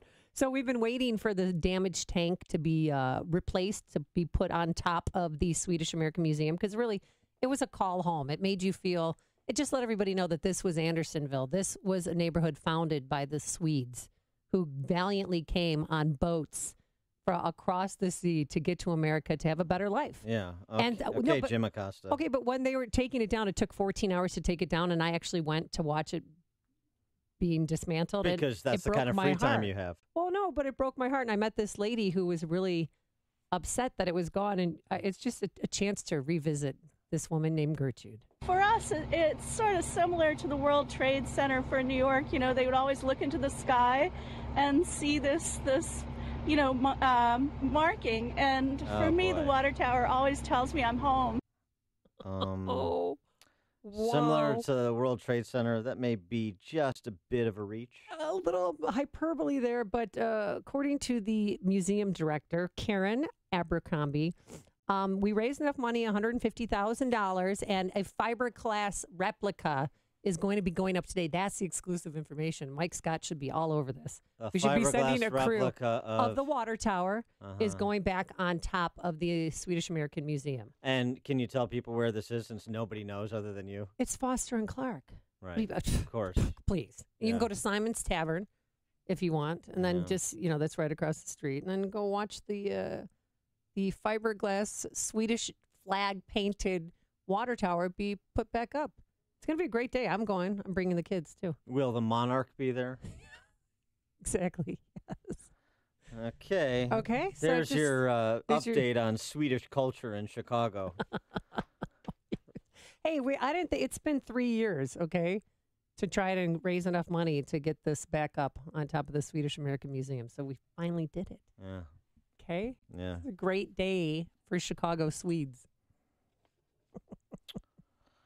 In other news, speaking of royalty, monarchs, did you see this? You know that school funding legislation that's pending? And all those families that are wondering whether or not the school is going to start on time? Yeah. Yeah, the reason, so the governor mandatorily vetoed it, right? So it goes back to the Senate. So why hasn't the Senate acted on it? You may wonder. Why aren't they acting on it this week? Oh, I'll tell you why. Because Senator Toy Hutchison, Democrat from Olympia Fields, and many of her colleagues are in Boston this week. Oh, for what? Team building exercises? For a coronation of Senator Toy Hutchison as the honorary chairman of the National Council of State Legislatures, the NCSL. And, the idea that any Illinois legislator much less a Democrat, would be elevated to chairman of NCSL is an embarrassment to NCSL. I don't know what the hell they're thinking, but okay, that's fine. So everybody in the state is having the fate of their schools delayed because Toy Hutchison and Senate Democrats are on a junket to honor each other. I just want you to understand. That's how much concern they have for my little babies, as Toy Hutchison calls them, the school kids. She's so concerned about them. Her babies. That she's so concerned that she's leaving her job to get an award for herself? Everything is for the kids, and so is this junket, don't you know? We'll get to it when we get to it. This creates doubt in your life. This creates consternation in your life. So what? Suburban schools start. Some of them start next week. Who are you? Who are you? You're nobody. Do you understand? Toy Hutchison and Senate Democrats and the Springfield Royals will do what they want when they want it on their timeline, not your timeline. You're a nuisance. You get it? You're a nuisance to their enjoyment at your expense. But whatever you do, Illinois, particularly you dyed-in-the-wool Democrat voters, don't pay any attention to this. Don't change your habits because everything is going quite well in Illinois, ain't it? Thanks to Senator Toy Hutchison and her friends. Connect with Dan and Amy on the AM 560 The Answer mobile app. Just text the word app to 64636 to download the app today.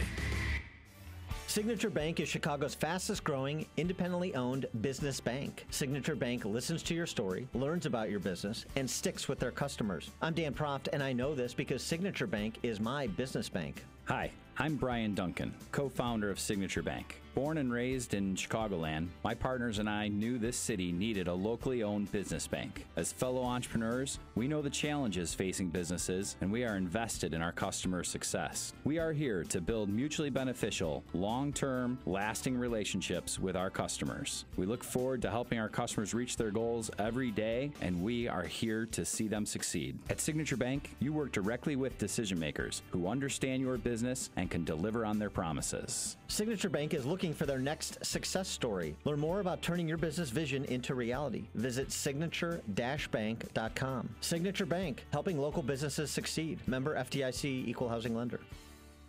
You are about to hear from Dr. Douglas Howard. After 20 years and tens of thousands of success stories, Balance of Nature is still the only pure whole food supplement available. Balance of Nature has served more than 500 million servings of fruits and vegetables. Don't accept imitations, copies, or substitutions. Our success stories are unique to Balance of Nature's fruits and veggies. You'll know you have the real thing when you open the bottles and see, smell, and taste real produce. It is worth every penny I pay because they really have made such a difference in my life. It is making me feel a whole lot better. Even my doctor thought it was a good product.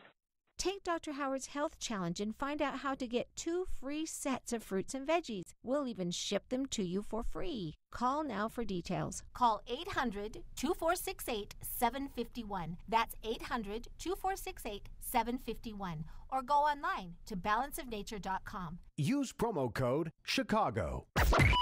AM 560, The Answer. I got to tell you, remember my Toy Hutchison story? Yeah. Is ABBA actually live in that Swedish museum, by the way? Do they just kind of play? They play on a 24/7? Yeah. So I met Toy Hutchison at this club that we both belong to downtown. Yeah. She's like, are you who I think you are? I said, I don't know. Who do you think I am? And she said, Dan. And I said, yeah. She said, hi, my name is State Senator Toy Hutchison. Oh, my God. Oh, hi. My name is Morning Drive talk show host Dan Proft, who identifies themselves by their title. She does. Ruling class politicians, that's who. I'm State Senator Toy Hutchison, who's being coronated in Boston right now and leaving your kids in the lurch on the school funding matter. Just understand the mentality, folks. Where did the conversation go from there? It ended. Coming up on Chicago's Morning Answer. We'll talk to Dave Drucker, senior political correspondent for the Washington Examiner, about rumors of a shadow campaign against Trump within the GOP. That's at 6:36. What's the future of Chicago's Cat Cafe? They seem to have hit a snag. But first, let's go into the newsroom. Here's Mike Scott. And we're checking for you, Amy, if Queen Sylvia and King Carl Gustaf will be attending in Andersonville today. We'll check that out. 63 degrees, mostly cloudy skies. We are in the Nissan of St. Charles newsroom. Nissan of St. Charles, home of the Lifetime Advantage warranty. Northwestern University microbiologist suspected in the stabbing death of a 26-year-old Chicago man is due in a California courtroom. Wyndham Latham and Oxford University financial officer Andrew Warren were wanted on first-degree murder charges for the death of Trenton James Cornell Duranlew. North Carolina Senator Tom Tillis backing a bill to protect special counsel Robert Mueller's probe into Russian interference in the 2016 election. Secretary of State Rex Tillerson says he believes the U.S. and Russia can still work together. Tillerson giving his thoughts in a press briefing with reporters following a meeting with Russian Foreign Minister Sergei Lavrov at the Association of Southeast Asian Nations. We also had some exchange of views about the nature of the relationship between our countries, and a lot of work, obviously, that has to be done in that regard. It was the first meeting of the diplomats since President Trump reluctantly signed a bill imposing new sanctions on Russia. Minnesota Governor Mark Dayton says the bombing of a mosque Saturday was, in his words, an act of terrorism. Dayton leading a delegation of public officials to the suburban Bloomington Mosque on Sunday. This is where the roles were reversed, and it would be called a terrorist attack. And that's what it is. It's an act of terrorism, a criminal act of terrorism. While there, he called on communities in the Twin Cities to unite against such attacks. Mike Pence says he's not running for president. The vice president yesterday denying any notion he's planning on running for president in the next election. Trump counselor Kellyanne Conway. That is complete fiction. That is complete fabrication. The former Indiana governor refuted a New York Times article claiming he's forming a shadow campaign. We're watching Tropical Storm Franklin this morning headed toward Mexico. The National Hurricane Center says the storm forming in the Caribbean has top winds at 45 miles an hour. One man hospitalized after shots were fired at police on Chicago's northwest side. One officer was injured at the scene, treated and released from a local hospital. Contract talks are expected to resume later today for about 2,000 union auto mechanics on strike throughout Chicagoland. Nationals over the Cubs 9-4. Red Sox over the White Sox 6-3. The news a service of Dove Men Plus Care.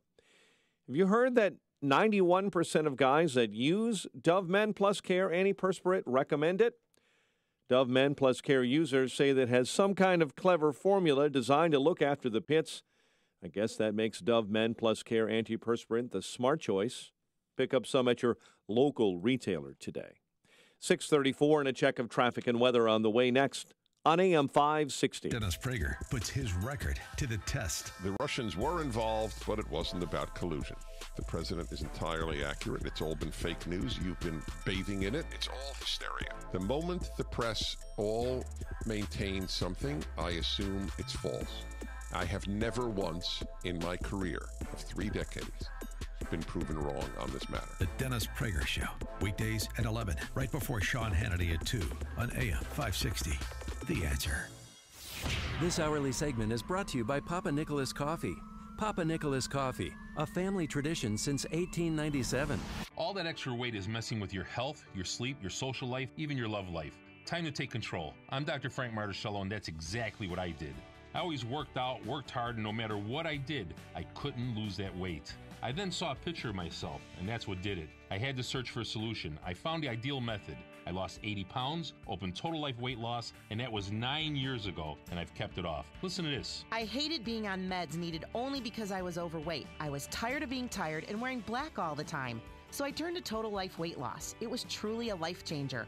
Total Life Weight Loss gave me support and strategies to get rid of the weight and maintain my new current weight. I love the way I look and feel. This is a medically developed protocol that helps you lose weight fast, get healthy, and keep it off for life. Call Total Life Weight Loss now at 708-695-5999 to book your free metabolic assessment or attend one of our free educational workshops. Again, that's 708-695-5999.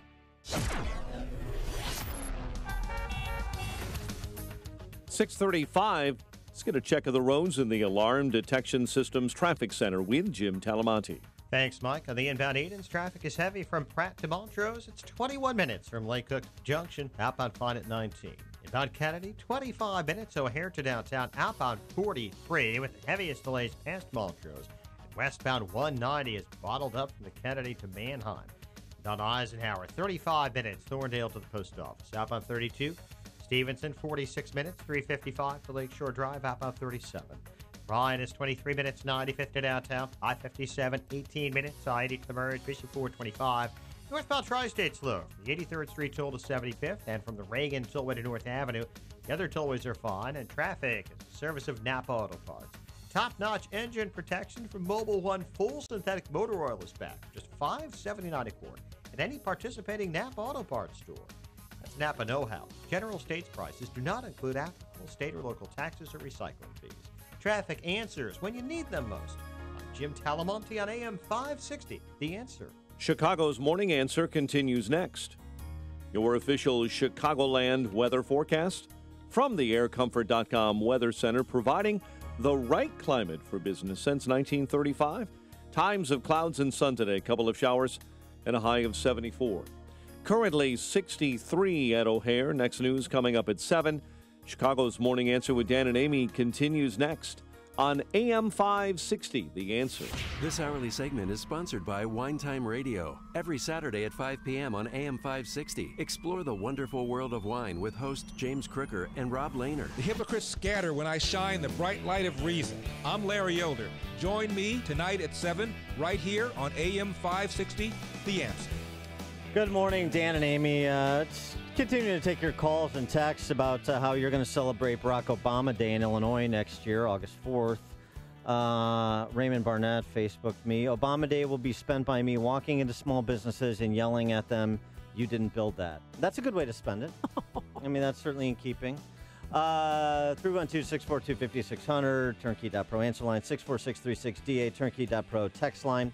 Yesterday, Rod Rosenstein, the Deputy Attorney General and the acting honcho with respect to the Russian collusion investigation, was on with Chris Wallace on Fox News Sunday and talked about a lot of things, including an interesting question that Wallace asked Rosenstein per Trump's comments at that Huntington, West Virginia rally about here's what you should be investigating, Hillary's deleted emails and this and that.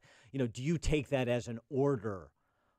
And is the president, using the Justice Department, essentially is the implication, to prosecute his enemies or to push the prosecution of someone like a Hillary Clinton, the investigation and prosecution of someone like a Hillary Clinton, as a way to deflect attention away from himself? These are the implications. Here's what Deputy AG Rosenstein had to say. When the president, because he can order the Justice Department to do things, when he says, here's what prosecutors should be doing, they should be looking at Hillary Clinton, do you view that as an order? No, Chris, I view what the president says publicly as something he said publicly. If the president wants to give orders to us in the department, he does that privately. And then if we have any feedback, we provide it to him. And will you tell me whether or not he's given you an order? I won't, Chris, but I can tell you the president has not directed us to investigate particular people. That wouldn't be right. That's not the way we operate. So every time we get an answer from somebody in the know, we get an answer that essentially says there's, despite his bloviations, there is no there with respect to President Trump. Now, Flynn, maybe Manafort, I don't know. But Rosenstein also said, hey, don't read too much into the convening of a grand jury. It doesn't necessarily mean that there will ultimately be indictments and criminal prosecutions. What does it say when a prosecutor takes a case, in general, to a grand jury about the likelihood of indictments? In general, Chris, it doesn't tell you anything about the likelihood of indictments because we conduct investigations and we make a determination at some point in the course of the investigation about whether charges are appropriate. So there's the hyperventilation, and then there's the actual legal process, and then there's actually what we know based on the evidence that's publicly available at this time. And so what do you do to fill in the gap when all of the celebration and most of the cable news networks and inside the D.C. press corps is tamped down a bit by what the likes of a Rod Rosenstein have to say? Oh, well, you do a story where you talk to 75 Republicans or you talk to David Brooks and John McCain 37 and a half times each, and you say there's a shadow GOP campaign There's a coup afoot. d'etat. Yes, right. For more on this topic and an assessment of that New York Times story that was also central to the blathering on the Sunday talk shows, we're pleased to be joined by David Drucker, senior political correspondent for the Washington Examiner, WashingtonExaminer.com. David, thanks for joining us. Yeah, here, guys. What about that New York Times story and this idea that there is skullduggery afoot within the GOP to, if not depose Trump, replace him in 20?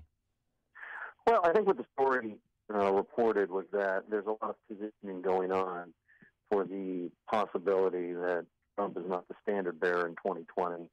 But I also think it's about 2024 and preparations for the idea that maybe Trump runs in 2020 but loses, and you have a whole class of Republicans who have been eyeing higher office, who are up and coming, and aren't sure what Trump's future is, and they don't want to do nothing for 4 years and then, not have laid any preparations. And I think what this gets back to is the fact that Trump has not inspired a lot of loyalty among a lot of these Republicans. He doesn't know them. He still doesn't know them that well. And, given the way things have looked in the White House, there's just not a lot of faith that he's going to be there as a party leader. And I think part of this really gets back to the fact that Trump is the top Republican in the country, but he's not really a party leader in that he constantly is badgering the party as though he's an outsider and not of the party.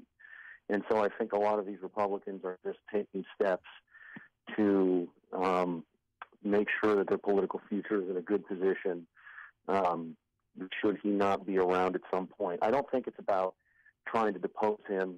I talked to a lot of Republicans who also wonder whether Trump will be around at least in 2024. And so they want to be prepared. And the truth is, because the president has not really established a lot of relationships in the way normal Republicans do with party apparatus, and is not of the party and is not a leader of the apparatus in the way other Republican presidents have been, there's a vacuum there, and so a lot of them are filling it. And part of that is just to, prepare, but part of it is just there aren't a lot of deep bonds between him and Republicans on the Hill and other, Republican governors. And so they're kind of going about their business. I'm really of the mindset, though, that after one term, President Trump will be done. I mean, remember him on election night? He said, I'll be here for 2, 4, I don't know, 7 or 8 years, however long. And I think that he might get bored with being president and might want to go back out and make money. No, he did not know how long. He didn't know how long the term was. That's why he did. said Right, 7 years. Exactly. So do you feel that way at all? Is that ever in the back of your mind? Look, I think everybody knows that the president loves to campaign, possibly more than he likes to govern. So I don't think there's any doubt, not in my mind as an analyst, that he's going to run for re-election in 2020. I mean, the truth is he's gotten his 2020 campaign effort off the ground faster than most presidents in their first term. He's already held fundraisers. He's got a standing committee. I mean, this is even faster than Barack Obama got busy on the second term. He's doing campaign rallies all over the country. Right. And these are campaign rallies. These are not policy rallies. He doesn't really talk too much about health care or tax reform. It's mostly a greatest hits performance of his 2016 campaign rally. I think, what most of this is about is, yes, I mean, look, there's a special counsel investigation. Some people wonder if he'll run again. Some people wonder if he'll be able to run again. I think a lot of it is some people wondering if he'll win in 2020. But you have, I mean, this is a unique situation for a party. You have a president who, until relatively recently in his life, was not a Republican. He has not forged a lot of the connections and loyalties within the party and its apparatus that most presidents would have.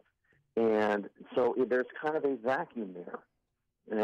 And there's also, because of the lack of those bonds, this belief that, hey, it's okay if I go and do this because there's really going to be no repercussions. And, the party apparatus still needs to function. And so when you have a fundraising event in Iowa for the local county or the state party, they need a headliner. and you might as well go because you know when it's going to end up paying dividends. And so I understand why people look at this and they think that it's unusual, because it is.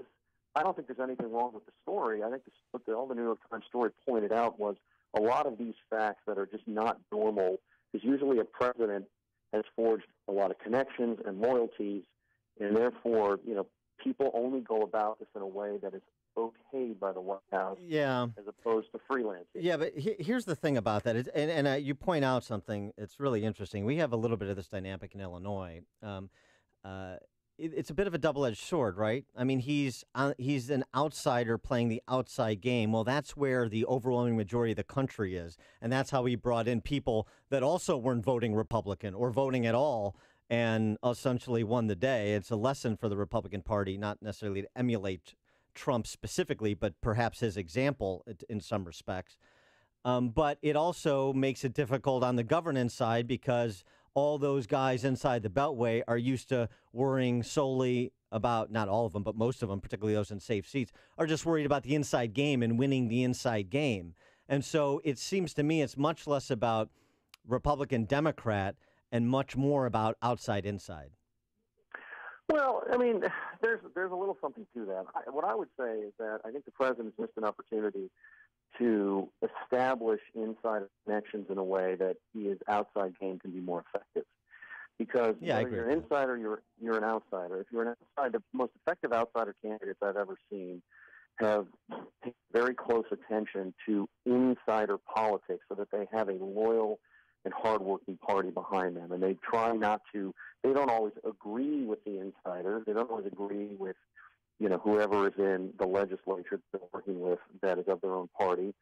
But they do their best to not completely alienate them and antagonize them. And I think one of the things that President Trump has done is he has brought his combative outside style to Washington in a way that he's making it harder for Republicans in Congress to work with him, because he is constantly badgering them, and he is not taking enough responsibility for the failures as well as the successes. And if you're not putting yourself politically on the line, let's say for healthcare reform, and you're treating it as those guys in Congress are doing this, then they're not going to want to put themselves on the line for him. Well, and that's why you end up with situations like this. Let me go to another outsider-insider conundrum, and that's between Bannon and McMaster, which has been much advertised in the last week and reported upon. And one of the alleged points of conflict between the two is over Bannon wanting to remove Obama loyalists, and some that have been removed, but he's got a lot more. And McMaster doing things like last week announcing that Susan Rice maintains her unfettered security clearance. Well, what the hell is that? Susan Rice is apparently, if not a target, someone who has been addressed with respect to illicit unmasking of individuals with respect to NSA surveillance. So there, to me, there is this outside-inside thing, and maybe Bannon's not always right, but the idea of removing Obama loyalists and putting in your own people, that seems to make a lot of sense to me, and he's running up against, professionals on the inside like McMaster. Well, look, and I can understand how that might rankle some people, and I think, each of these cases maybe can be treated differently. There's been the administration has had a lot of difficulties in getting professional people in there, because there's not just, whether or not you were an Obama loyalist, but whether or not you were a Trump loyalist. Rex Tillerson tried to get people hired at state. The president rejected them because they weren't sufficiently loyal to Trump. Same with Mattis over at Defense. And I think what McMaster is trying to do is run a competent, well-functioning National Security Council. I think that should be job one. And if they need to remove Susan Rice's security clearance because she did something wrong, so be it. The fact that she worked for President Obama, I don't think that should be necessarily grounds for removal. And if you've got capable staffers in there, because a lot of these people work across administrations, Republican and Democrat, so if they have a problem with a particular person they think is doing something particularly wrong, then I think there's good complaint there. I think the constant battle to purge on the part of some, I think is not healthy for the president's team. What he needs is good information and good analysis so he can make the best decision possible based on the kind of foreign policy he wants to prosecute. I think too much has been made of loyalists. And remember, this president is not going to have, even a lot of Republican foreign policy professionals are not going to be that warm towards a America First Trump foreign policy as he campaigned on. Then eventually you need somebody with experience to provide analysis. I mean, the test should be, are you going to provide good information and analysis? And just keep doing that, and it's up to the president to make decisions. All right, he is David Drucker, senior political correspondent for the Washington Examiner, WashingtonExaminer.com. David, thanks as always for joining us. Appreciate it. Thanks a lot. And he joined us on our turnkey.pro answer line. It's like a hot, steaming cup of information to start your day. It's Chicago's Morning Answer on AM 560, The Answer. I'm Keith Peters in for Lou Dobbs. Awaiting an update on consumer spending, activist investors zeroes in on ADP, and North Carolina's Outer Banks tourism is back. Those stories next. If you've got a 401k, IRA, or pension plan, I've got some bad news for you. This is Brett Kitchen, and the IRS wants you to think these qualified plans are the best way to save for retirement. They give you a tax break when you contribute. Sounds good, right? Wrong. A qualified plan could be a tax disaster when you retire. With $18 trillion in debt, taxes are already going up. Imagine paying a top tax rate of over 90% like the 1960s. There's a better way. It's an alternative the ultra-rich use that beats the pants off your IRA or 401k. It's been around for years. Your money grows tax deferred, has no taxes in retirement, and no income taxes when you die. Plus, you can grow your money potential double digits with no risk of losing money when the market crashes. If the market tanks like 2008, you lose nothing. Call Wealth Beyond Wall Street now at 800-960-8585 to talk to a specialist and get a free copy of my brand new book, Wealth Beyond Wall Street, to protect yourself from taxes and crashes. Call 800-960-8585. 800-960-8585. That's 1-800-960-8585. It was back to business as usual over this past weekend as 50,000 visitors began returning to the islands off North Carolina's Outer Banks. Electric power outages have virtually shut down the popular tourist areas for the past 2 weeks. Economic reports kicking off the new week will include Gallup's measure of consumer spending and an update on labor market conditions. Later today, St. Louis Federal Reserve President James Bullard will discuss monetary policy at a speech in Nashville. Nationwide payroll processor ADP is being targeted by Bill Ackerman, an activist investor who wants to get rid of its chief executive officer. Ackerman's holding company owns about 8% of ADP, which has a $50 billion market value. Please join us for Lou Dobbs tonight at 7 and 11 Eastern on the Fox Business Network. I'm Keith Peters for the Lou Dobbs Financial Report. Upstream-ideas.com, premium content that complements what we do on this show each morning. It's our digital platform featuring long-form interviews with opinion leaders and policymakers. That's our Against the Current series. 60 Seconds of Sanity from yours truly.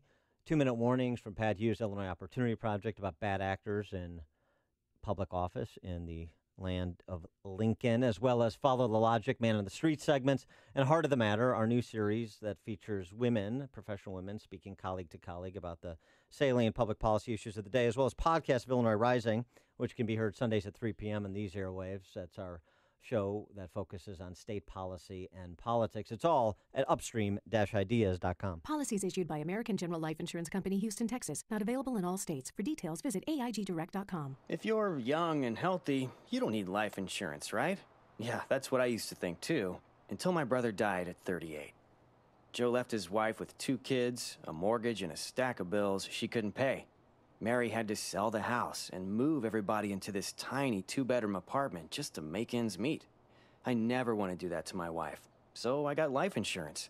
I called AIG Direct and was really surprised how affordable it is. Just $14 a month for $250,000 of term life coverage. Listen, if you have a family, you should seriously think about getting life insurance. You'll feel a lot better having it, trust me. Call AIG Direct for a free no-obligation quote. The call takes less than 5 minutes, and you could save up to 70%. Call now, 1-800-400-4173. That's 1-800-400-4173. 1-800-400-4173.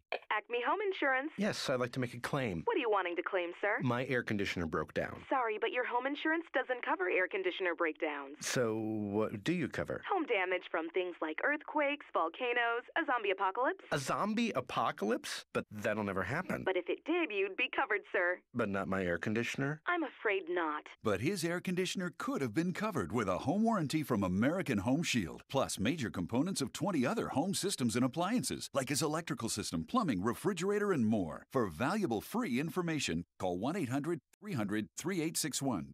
Homeowners insurance can cover what might happen. Zombies are coming! But a home warranty helps cover what will happen. Now the dryer won't work. Be sure with the Shield. American Home Shield. For valuable free information, call 1-800-300-3861. That's 1-800-300-3861. 1-800-300-3861. Hi, this is Jeff from Basement Flood Protector. We have the pleasure of protecting over 25,000 of your homes with our innovative and proven line of protection solutions. Our customers enjoy peace of mind knowing their homes are safe regardless of weather conditions. They enjoy peace of mind knowing our solutions provide the early warning mechanisms required to fend off problems in advance. And they enjoy peace of mind knowing when called upon, our solutions will come to the forefront and operate as expected. Have you ever received an email or phone call from your sump pump warning you of an error or potential problem? Our customers have. Like us, our customers believe technology does not have to end at the top of the basement stairs, and they rely on our technology to protect their personal belongings that they care so deeply about. We are Basement Flood Protector. Protecting homes from flooding is all we do. I invite you to call today at 800-238-0822 or visit don'tflood.com to learn more and for no-nonsense pricing. That's 800-238-0822 or don'tflood.com. Use the call letters of this station for a 5% discount. Message and data rates may apply. Attention, it is illegal to text and drive. So if you're experiencing hair loss and you want a permanent solution, please pull over now, because an incredible offer that could give you your hair back is just one text away. Bosley is the world's most experienced hair restoration expert, always pioneering the latest technology. And now, we're giving everyone who texts GROW to 543-543. An absolutely free information kit that reveals just how easy and affordable this permanent solution really is. Don't wait. When you text GROW to 543-543, we'll also give you a gift card for $250 off. Millions of men and women have come to Bosley for a permanent solution to hair loss. So pull over now and see for yourself how great your hair could look with an absolutely free information kit. Text GROW to 543-543. Plus, get a free gift card. This amazing offer is just one text away. GROW to 543-543. AM 560, The Answer. Just in case you were wondering, Jeff Sessions is back in President Trump's good graces.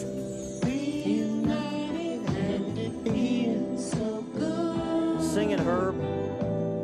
I'll do Peaches. As we understood, there's one perfect thing that sugar. I'm doing Peaches. You're stepping on my lines.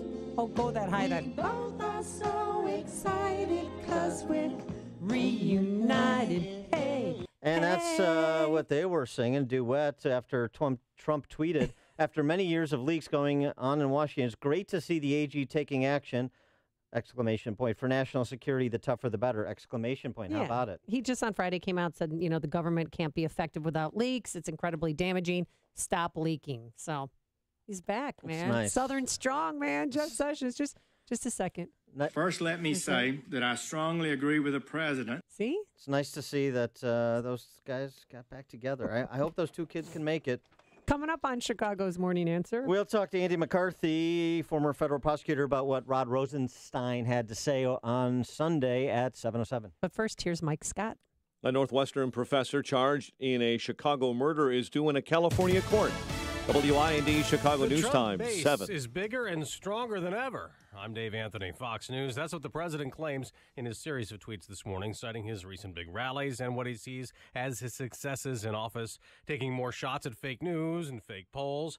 And President Trump calls the New York Times inept the day after a report about the vice president in 2020. Fox's Tanya J. Powers has more live. Dave, that report says the VP and top-level Republicans are working on a shadow campaign for 2020 in the event President Trump doesn't run. Mark Lauder is the vice president's press secretary.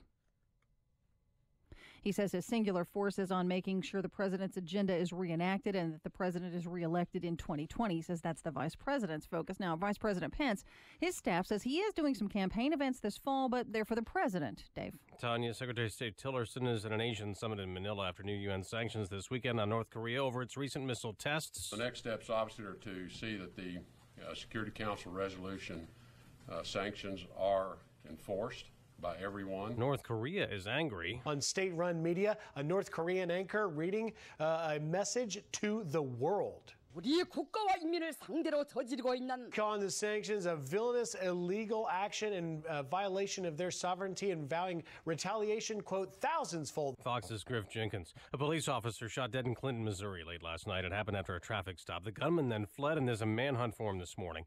Authorities off the coast of Australia found underwater the Marine aircraft that crashed Saturday.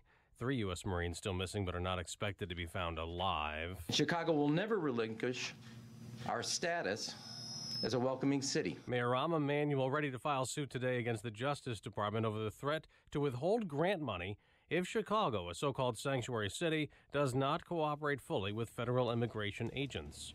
This is Fox News. Fair and balanced. This morning, 65 degrees, clouds and sunshine at 7:02 on AM 560. The Answer. Good morning. I'm Mike Scott in the Nissan of St. Charles newsroom.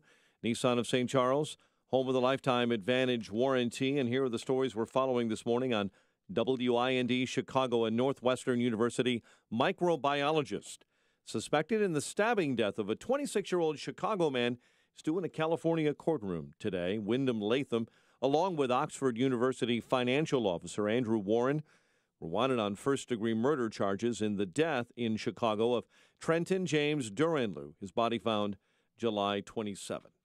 Suburban Chicago man held on $5 million bond for the murder of his wife and daughter. Ryan Yarber is due back in a Woodstock courtroom tomorrow. One man hospitalized after shots were fired at police on Chicago's northwest side. The officers noticed a person driving erratically last night near Grand and Harlem and gave chase.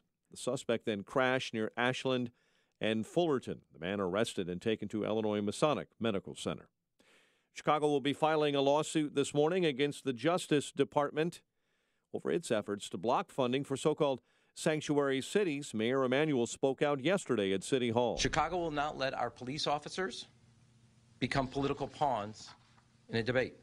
Chicago will not let our residents have their fundamental rights isolated and violated. In other news we're following this morning, contract talks expected to resume later today for around 2,000 union auto mechanics on strike throughout Chicagoland. No one in custody after a 14-year-old boy was shot and killed on Chicago's Lower West Side.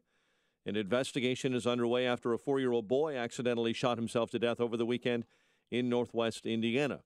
And we're awaiting release of a brand new draft report by the Army Corps of Engineers on possible measures at a crucial site on the Des Plaines River that could prevent invasive Asian carp from reaching Lake Michigan. Nationals over the Cubs, 9-4. Red Sox over the White Sox, 6-3 at Fenway. And the news is a service of Dove Men Plus Care.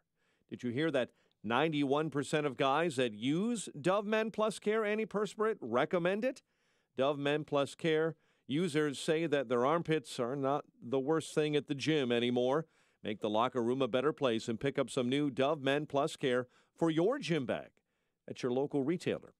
7:04, time to check the climate of your business with aircomfort.com, providing the right climate for business since 1935. A check of traffic and weather on the way next on AM 560. Leave me the hell alone. The Joe Walsh Show. I don't have a political party speaking for me. The Republican Party, the Democrat Party, for somebody like me who just wants my government to leave me alone, the Republicans and Democrats don't do squat for me. We need something else. The Joe Walsh Show. Weeknights starting at 5. Right after Sean Hannity at 2 on AM 560. The Answer. I just want to be left alone. You started your business because you have something special to offer, and you want customers to know it from the moment you hand them your card. That's why now is the time to go to Vistaprint.com to get 500 customized, high-quality business cards starting at just $9.99. Choose everything about your card with thousands of customizable designs for every industry, and our support specialist standing by to help. Head to Vistaprint.com to get 500 business cards starting at $9.99. Use promo code 6655 at checkout. That's Vistaprint.com, promo code 6655.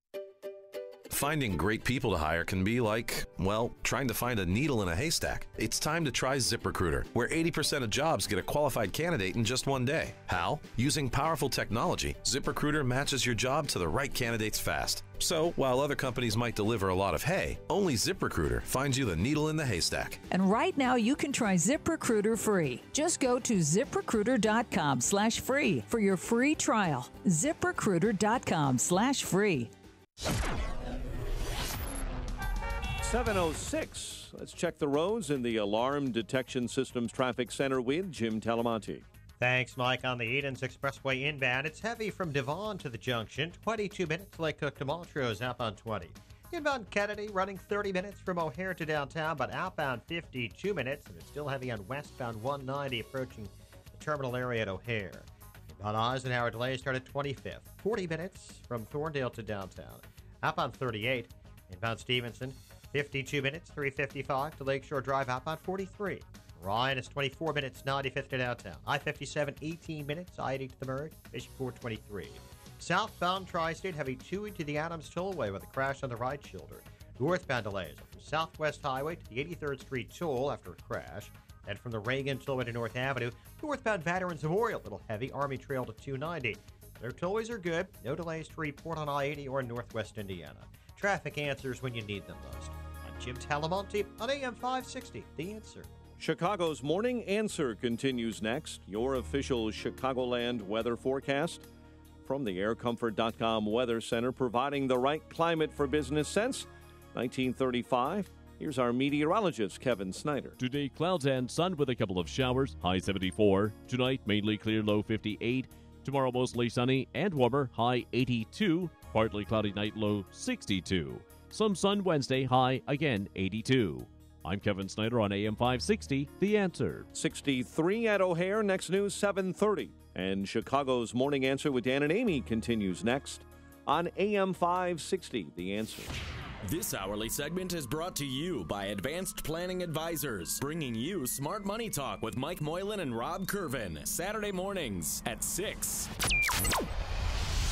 This is Chicago's Morning Answer with Dan Proft and Amy Jacobson on AM 560, The Answer.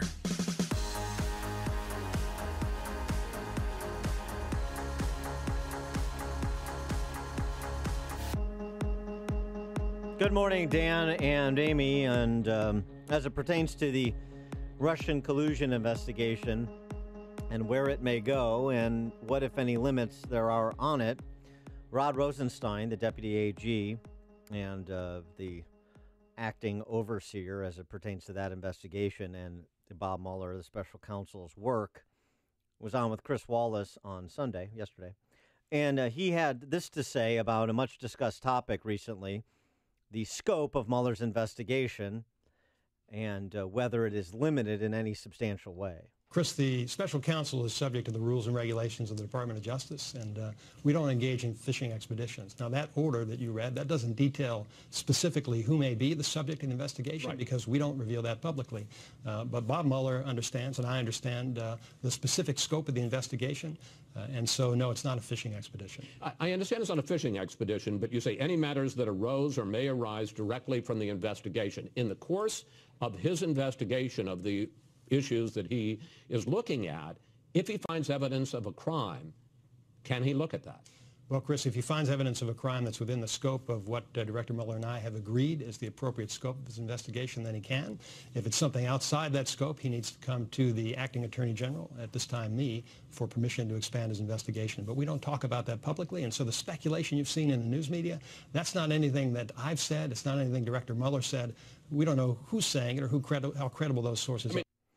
Right, and Rosenstein went on to say, with respect to the comparisons that are made to Ken Starr starting out investigating the Clintons over land deals and winding up with a prosecution for lying under oath as a result of the Lewinsky affair, he makes the point Starr had to go back and get authorization to pursue that lying under oath and the Lewinsky affair off-ramp that he discovered during the course of his investigation.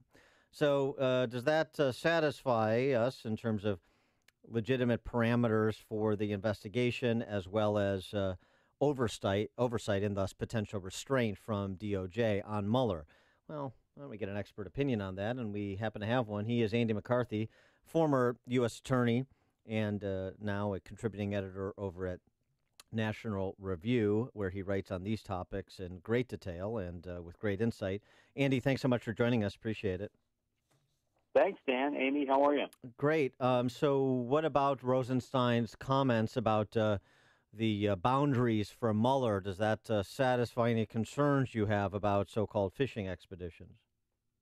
No, look, it's amazing to listen to Rosenstein talk about how Mueller has to follow the rules and regulations of the Justice Department, when the problem we have is because Rosenstein didn't follow the rules and regulations.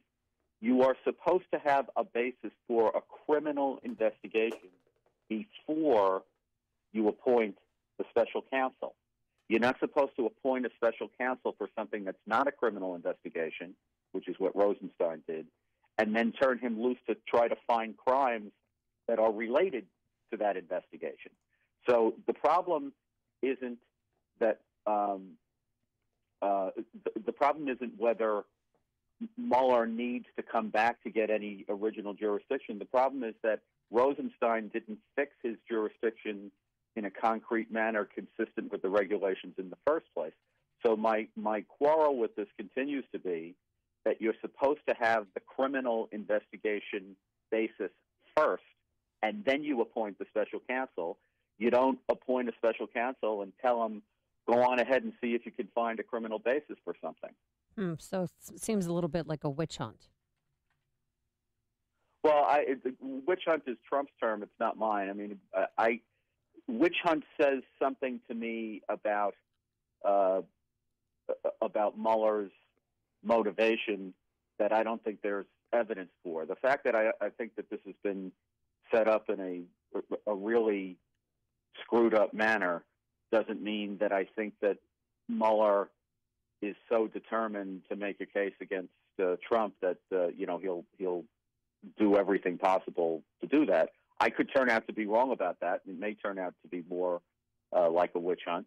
But I prefer fishing expedition. I know we're quarreling over terms, but I think he's been unleashed with no real boundaries on his jurisdiction. And I didn't hear anything Rosenstein said yesterday that changes that.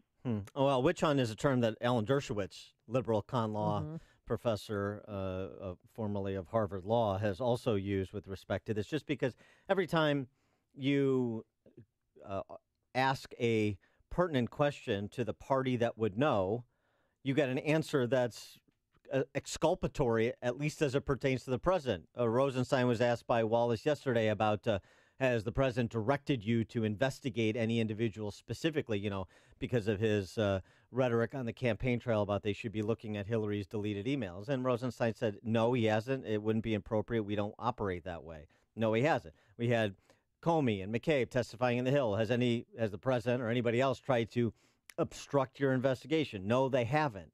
So, there may be something with Flynn and how he conducted his private business. There may be something with Manafort and how he conducted his private business. But there just is no shred of evidence to support any of the wild assertions being made by Democrats, including those in the D.C. press corps. And yet the narrative pushes on because he impaneled the grand jury last week, did Mueller. Now we have, is Trump on his way to impeachment? And we're going to have that question batted about for the next week or month. Well, it's natural that should happen. I mean, I wrote myself over the weekend about the fact that a grand jury is not just reduced to deciding whether to bring or not bring charges proposed by a prosecutor. There's a provision in federal law that allows a grand jury to write a report. And in certain circumstances, they're allowed to do that. And they can lay out in a report anything that they think is misconduct by a public official that doesn't necessarily rise to the level of criminality. And they can lard it with everything that they found about about the guy's background that may or may not have anything to do with the ostensible reason for this investigation, which is Russian interference in the election and Trump collusion in it. And, of course, as I've pointed out a number of times, impeachment doesn't require an indictable offense. What it really is in the nature of is like the military concept of conduct unbecoming or dereliction of duty. It really goes to this question of whether somebody is fit to wield power or not.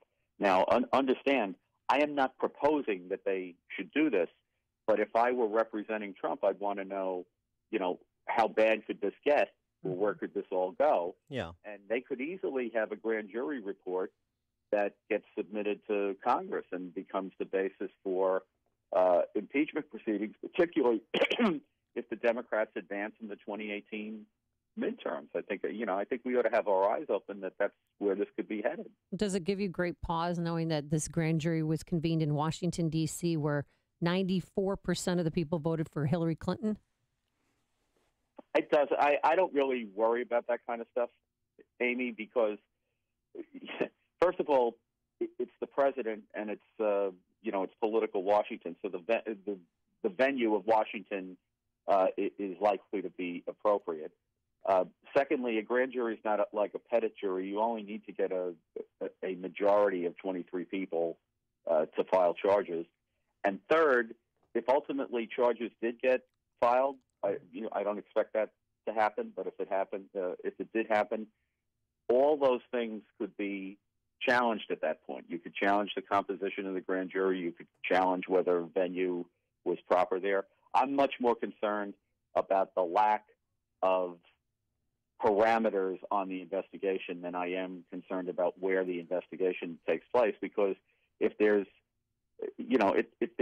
misconduct here that is unsavory enough that it rises to the level of something you might consider filing charges about, that would be a problem whether it was in Washington or Iowa or Houston or any place else. Well, and that speaks to this question that we have to remember to ask: who investigates the investigators? And it's not just with respect to the parameters of Mueller's investigation. There's also the story out from Friday. DOJ released 413 pages of emails related to the private meeting between former President Bill Clinton and then Attorney General Loretta Lynch during the FBI's investigation into Hillary Clinton's Benghazi emails. The FBI, this is, by the way, as a result of a lawsuit filed against the DOJ by ACLJ, which is where Jay Sekulow and his son Jordan are otherwise housed when Jay is not representing the president. The FBI had earlier said such records, 413 pages of emails, did not exist. So Jordan Sekulow said on Friday that the Comey FBI lied to us. What about accountability there? Well, obviously it's something that ought to be looked into. The problem is that when you ask who investigates the investigators and then you press on questions like this, the answer to that question is Congress. And I didn't detect through the Obama years, when the Republicans had a congressional majority, that there was much appetite for oversight of this kind. Yeah. And I'm not detecting a lot of appetite for it right now. But basically the judiciary is doing its part because even though you get these disclaimers like you just mentioned from the FBI, these litigations under FOIA roll on, and it's not just Jay Sekulow's group. I think Judicial Watch also has a bunch of suits as well. So the judiciary, it seems to me, is doing its part. It's forcing the government to comply and to put out this information. I'd also note that a lot of the documents that you just talked about were released with major redactions. Yeah. And frankly, I must say the redactions don't make any sense to me, the basis for them. I don't know why, this whole idea that the FBI and the Justice Department prepare talking points about Lynch's conversation with Clinton, which are supposed to be prepared for the purpose of press consumption, right? And now they won't tell us what they were because they say it's deliberative process. I mean, that's preposterous. So, they need to go back to the court and get those redactions removed as well. But the point is that we have to rely on these other branches of government to do their work.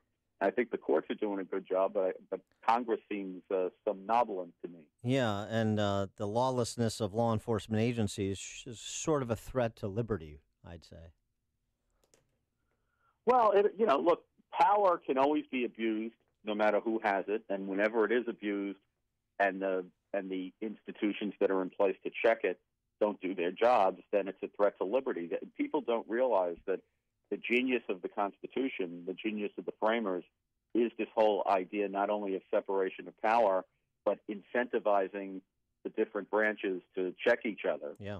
And when one fails to do that, that means another branch accumulates more power, and the framers understood that the more power you accumulate, the closer to tyranny you are. He is Andy McCarthy, former Chief Assistant U.S. Attorney in Manhattan, now contributing editor at National Review. Andy, thanks as always for joining us. Appreciate it. Thanks so much for having me. Take care. And he joined us on our turnkey.pro answer line. If you're talking about it, Dan and Amy are talking about it. It's Chicago's Morning Answer on AM 560. The Answer.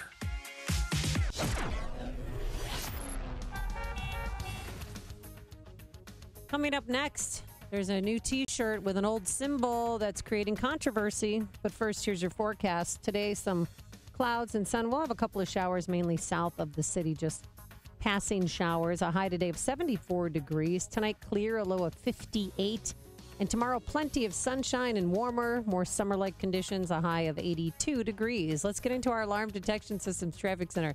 Did they ever find that pothole, Jim, on the inbound Kennedy near California? We're still looking, Amy. No word yet. Nobody's found one. But there was, as I said, a crash there earlier this morning. So maybe that was a factor. But nobody's called to complain, and nobody in our office. Let her know if they find Sasquatch as well on the Kennedy. Okay, will do. The Sasquatch cam is on order. In northwest Indiana, we do have delays due to a crash on eastbound 8094 from Indianapolis Boulevard to Kennedy Avenue, where that crash has the left lane blocked. As far as the Kennedy goes, the inbound side is not too bad. It's slow Cumberland to Lawrence and Addison to the Hubbard Tunnel. Again, no issues right now around California. 30 minutes O'Hare to downtown, outbound 46. Edens, 20 minutes. Lake Cook to Montrose, outbound 21. The Eisenhower, 43 minutes. Thorndale to downtown, outbound it's 40 minutes. The Stevenson running 52 minutes, 3:55 to the drive, outbound 43. The Ryan is 25 minutes from 95th to downtown. I'm Jim Talamonte in the Alarm Detection Systems Traffic Center. I have actually been on Balance of Nature for a year now. I have MS, and I recently had an MRI. This is the first year that I've had a stable MRI, so I'm thrilled. When I have an MRI with MS, usually there are glowing spots that come through, which is damage on the nerves in my brain and my spinal cord, and when they're glowing, it means they're active. And in my last MRI, they pulled it up, and I honestly couldn't believe that it was my MRI. There was nothing glowing.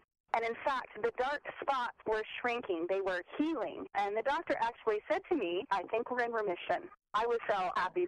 I had no idea that that could be my reality.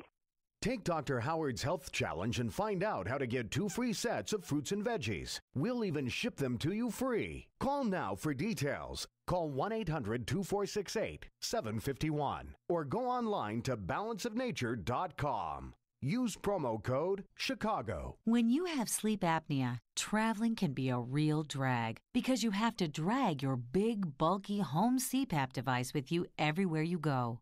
But not anymore. Now you can travel easily and sleep comfortably anywhere thanks to Transcend, the world's very first mini CPAP. And right now, you can try Transcend absolutely risk-free for 10 restful nights. So call now, 1-800-600-4133. Our smallest and most advanced portable design ever, Transcend is as small as a soda can and weighs less than a pound. You can even add a battery that's as tiny as a deck of cards. Transcend is so incredibly small and light, you can easily fit it in your briefcase or purse to use anywhere you go. It's FAA compliant, too, so you can even sleep comfortably while flying. Now you can enjoy the freedom to sleep comfortably anywhere. But don't delay. To receive your 10-night in-home trial, call minicpap.com now. 1-800-600-4133.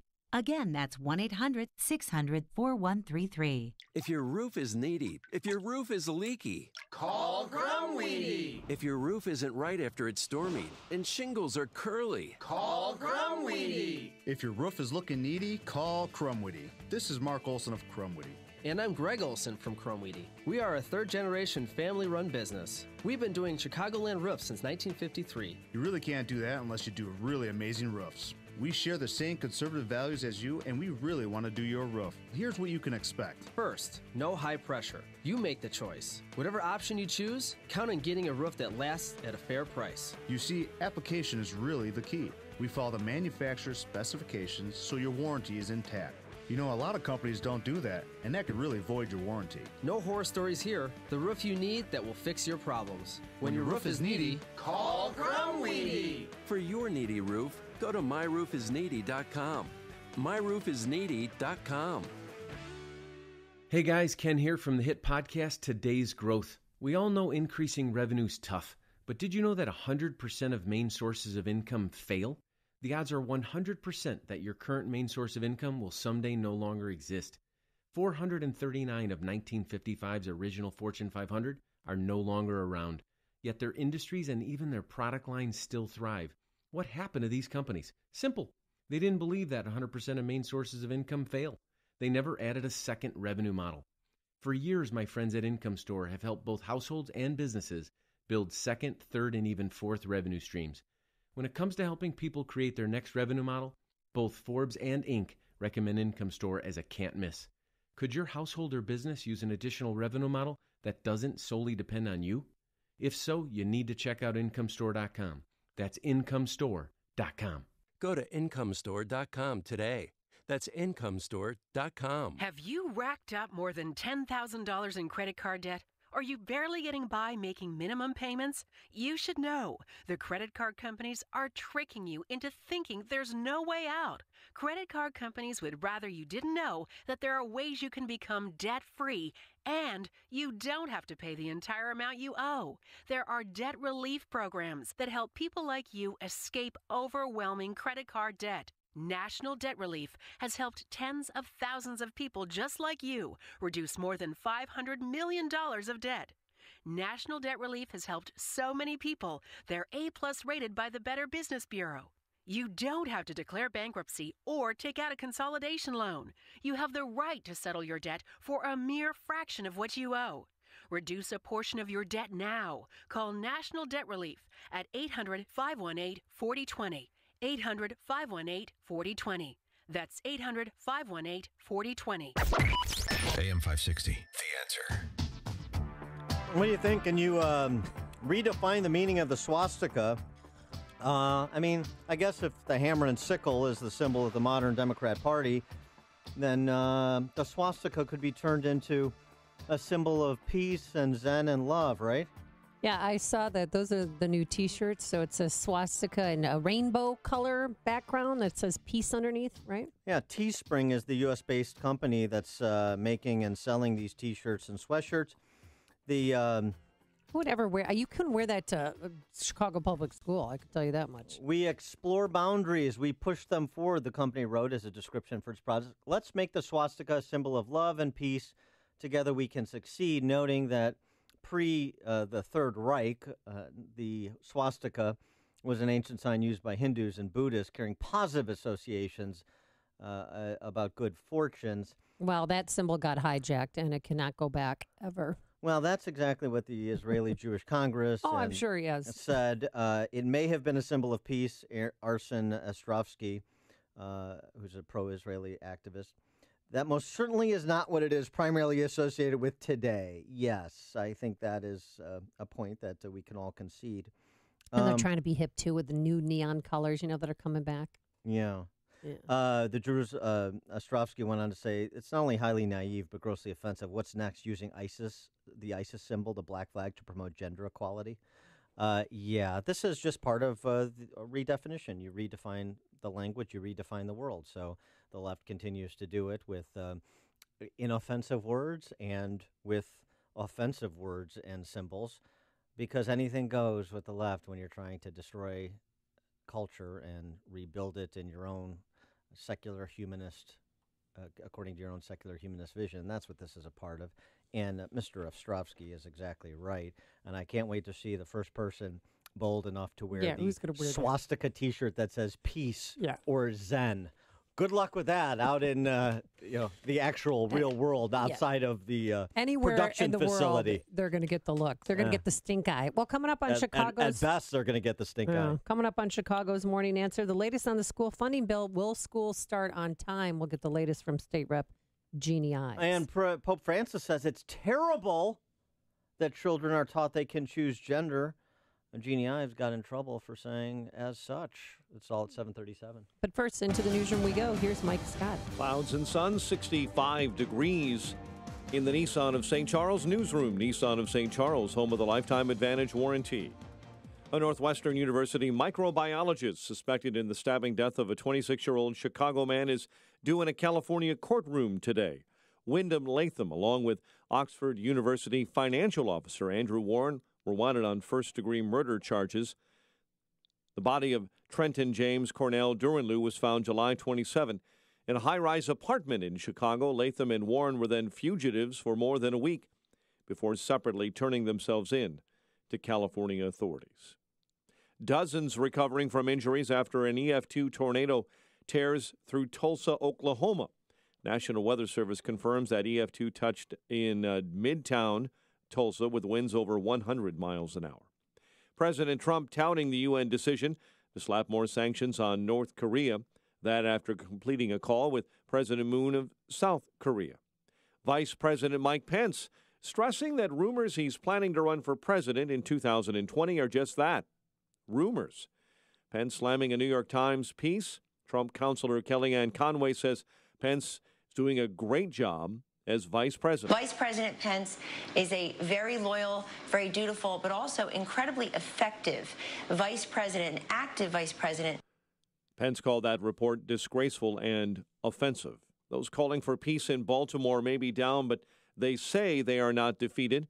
That's the message of an organizer of the Baltimore ceasefire, after 2 were shot to death over the weekend. This weekend was both beautiful and heartbreaking, so in my mind it was life. Erica Bridgeford spoke at the Kingdom Life Church. The 2 were killed while a 72-hour ceasefire she helped organize was still in place. The city of Chicago will be filing a lawsuit this morning against the Justice Department over efforts to block funding for so-called sanctuary cities. An investigation is underway after a 4-year-old boy accidentally shot himself over the weekend in Crown Point, Indiana. Nationals over the Cubs 9-4, while Chris Young had 5 RBI. Red Sox over the White Sox 6-3. The news service of Napa Auto Parts. It is hot out there, but it's not hard to protect your engine from overheating. All you have to do is go to any participating Napa Auto Parts store, grab some Prestone antifreeze for $11.99 a gallon. That's Napa know-how. 7:33. A check of traffic and weather on the way next on AM 560. Larry Elder says the media is overlooking yet another Democratic scandal. This Debbie Wasserman Schultz IT thing, because it seems to me if this were a Republican scandal, I dare suggest that MSNBC, Hee-Haw, and CNN would be all over this. Yet the mainstream media does not seem to be terribly interested in this issue. Wonder why. The Larry Elder Show. Weeknights at 7, right before Jay Sekulow at 9 on AM 560. The Answer. This hourly segment is brought to you by Papa Nicholas Coffee. Papa Nicholas, best beans, best roast, best coffee. Millwright work is often technical and requires a high degree of precision. The pros at Vans Industrial are skilled mechanics that can perform any type of millwright work, including installation and maintenance of your factory equipment and machinery. For your machine repair needs, look no further than Vans Industrial. Hi, I'm Dave Van Camp, president of Vans Industrial. Vans Industrial is an industrial millwright contractor that can install new mechanical systems or repair existing systems.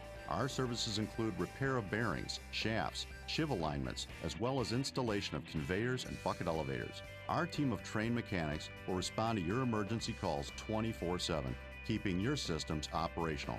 We're here to help you. Call 219-931-4881 today for a free inspection of your facility. Interested in what else they do? Visit vansindustrial.com. That's VANS industrial.com. Quality craftsmanship since 1964.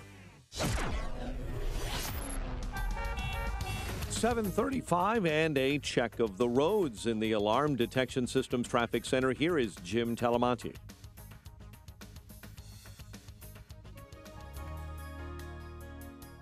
We'll get back to Jim, and Chicago's Morning Answer will continue next. But first, your official Chicagoland weather forecast from the aircomfort.com Weather Center, providing the right climate for business since 1935. Times of clouds and sun with a couple of showers today. High 74, mainly clear, and 58 overnight. Sunny, pleasant, warmer tomorrow, and a high of 82. Currently 65. Next news at 8. Continuous news coverage at 560theanswer.com. Chicago's Morning Answer with Dan and Amy continues next on AM 560 The Answer. This hourly segment is brought to you by The Lou Bridges Show, a show about the greatest financial crime in history. Saturday mornings at 8 on AM 560 The Answer. If you're talking about it, I'll be talking about it. Dennis Prager here. Join me this morning at 11, right here on AM 560 The Answer. Good morning, Dan and Amy. A lot going on at the state level with school funding pending. We'll get to it as soon as Toy Hutchison, state senator, Democrat from Olympia Fields from the South Suburbs. She gets her award. She's coronated. She's being coronated in Boston right now, incoming chairman of the National Council of State Legislatures. So she and some of her colleagues are out there having fun on your dime. They'll get to the school funding when they get to it on their timeline. You plebes, back off. They'll do it on their timeline when they want to do it. It has nothing to do with your concerns. Okay? Hope they're staying at a 5-star hotel. I hope so too, because they're our royals. Yes, exactly. There are our ambassadors. It's ridiculous. So that's pending. Senate Bill 31 is another bill that's bubbled to the surface. This is the sanctuary state legislation that's sitting on the governor's desk. And there's assertions being made that he previously committed to sign that bill. And, of course, that would create a bit of a firestorm if he signs a sanctuary state bill, because people are wildly opposed to it. The general electorate is wildly opposed to it, like supermajority opposed to it. And the intensity is strong for all kinds of obvious reasons. And it would also be bad optics alongside Tiny Dancer moving to sue the Department of Justice for trying to make him abide federal law. Yes, you heard that right. Yeah, it's happening today. They're going to file the lawsuit. Right. The lawsuit is, you can't make me enforce federal law. Federal law does not apply to me. That's the lawsuit against the Department of Justice. No, but it's not a topsy-turvy world and state in which we live. And then there's this issue that bubbled to the surface over the weekend. Genie Ies, state rep, Republican from Wheaton. We've had her on the show many times. Friend of the show. Yeah. She got in trouble from some hack named Kim Jansen in the Tribune, who identifies as a reporter, but he isn't one. He's just another leftist advocate, for posting on Facebook an op-ed that somebody else wrote about transgender propaganda in school systems, particularly a book called Angels in America. This, interestingly, against a story about Pope Francis, a transcript of his meeting in Poland, where he lamented that children are being taught at school that gender can be a choice, adding that his predecessor, Pope Benedict, labeled current times the epoch of sin against God the Creator. And he talks about the colonization of culture. I'll say it clearly with its first and last name is gender, one such colonization of the culture, ideological colonization of the culture. So I always want, because I know Pope Francis is the left's favorite social justice Catholic, right? Right. So when he says marriage redefinition is an anthropological regression, or it's terrible that children are being taught they can choose gender, where are all those who, call anybody who also holds that position in political office or in public life a bigot? Where are they to attack Pope Francis? Come on. I want to hear it. Pope Francis is a bigot, right? 312-642-5600, turnkey.pro answer line. I want to hear it. I want the D.C. press corps and the Chicago press corps to hold Pope Francis up to the same standard. You don't have the guts to call him a bigot. He's too popular, and he's too useful to you on the other items on your ideological agenda, your colonizing agenda, to borrow Pope Francis' words, isn't he? That's the real story, isn't it? They're the bullies and thus the cowards, and they exemplify both. But it's just the juxtaposition is fun. By the way, this Angels in America book, which Genie Ies has mentioned, she spoke against because it had made its way into the Wheaton School District. Some excerpts have been reprinted by Lori Higgins over at the Illinois Family Institute. You want to read these excerpts? I can't read them on the air. They're that bad?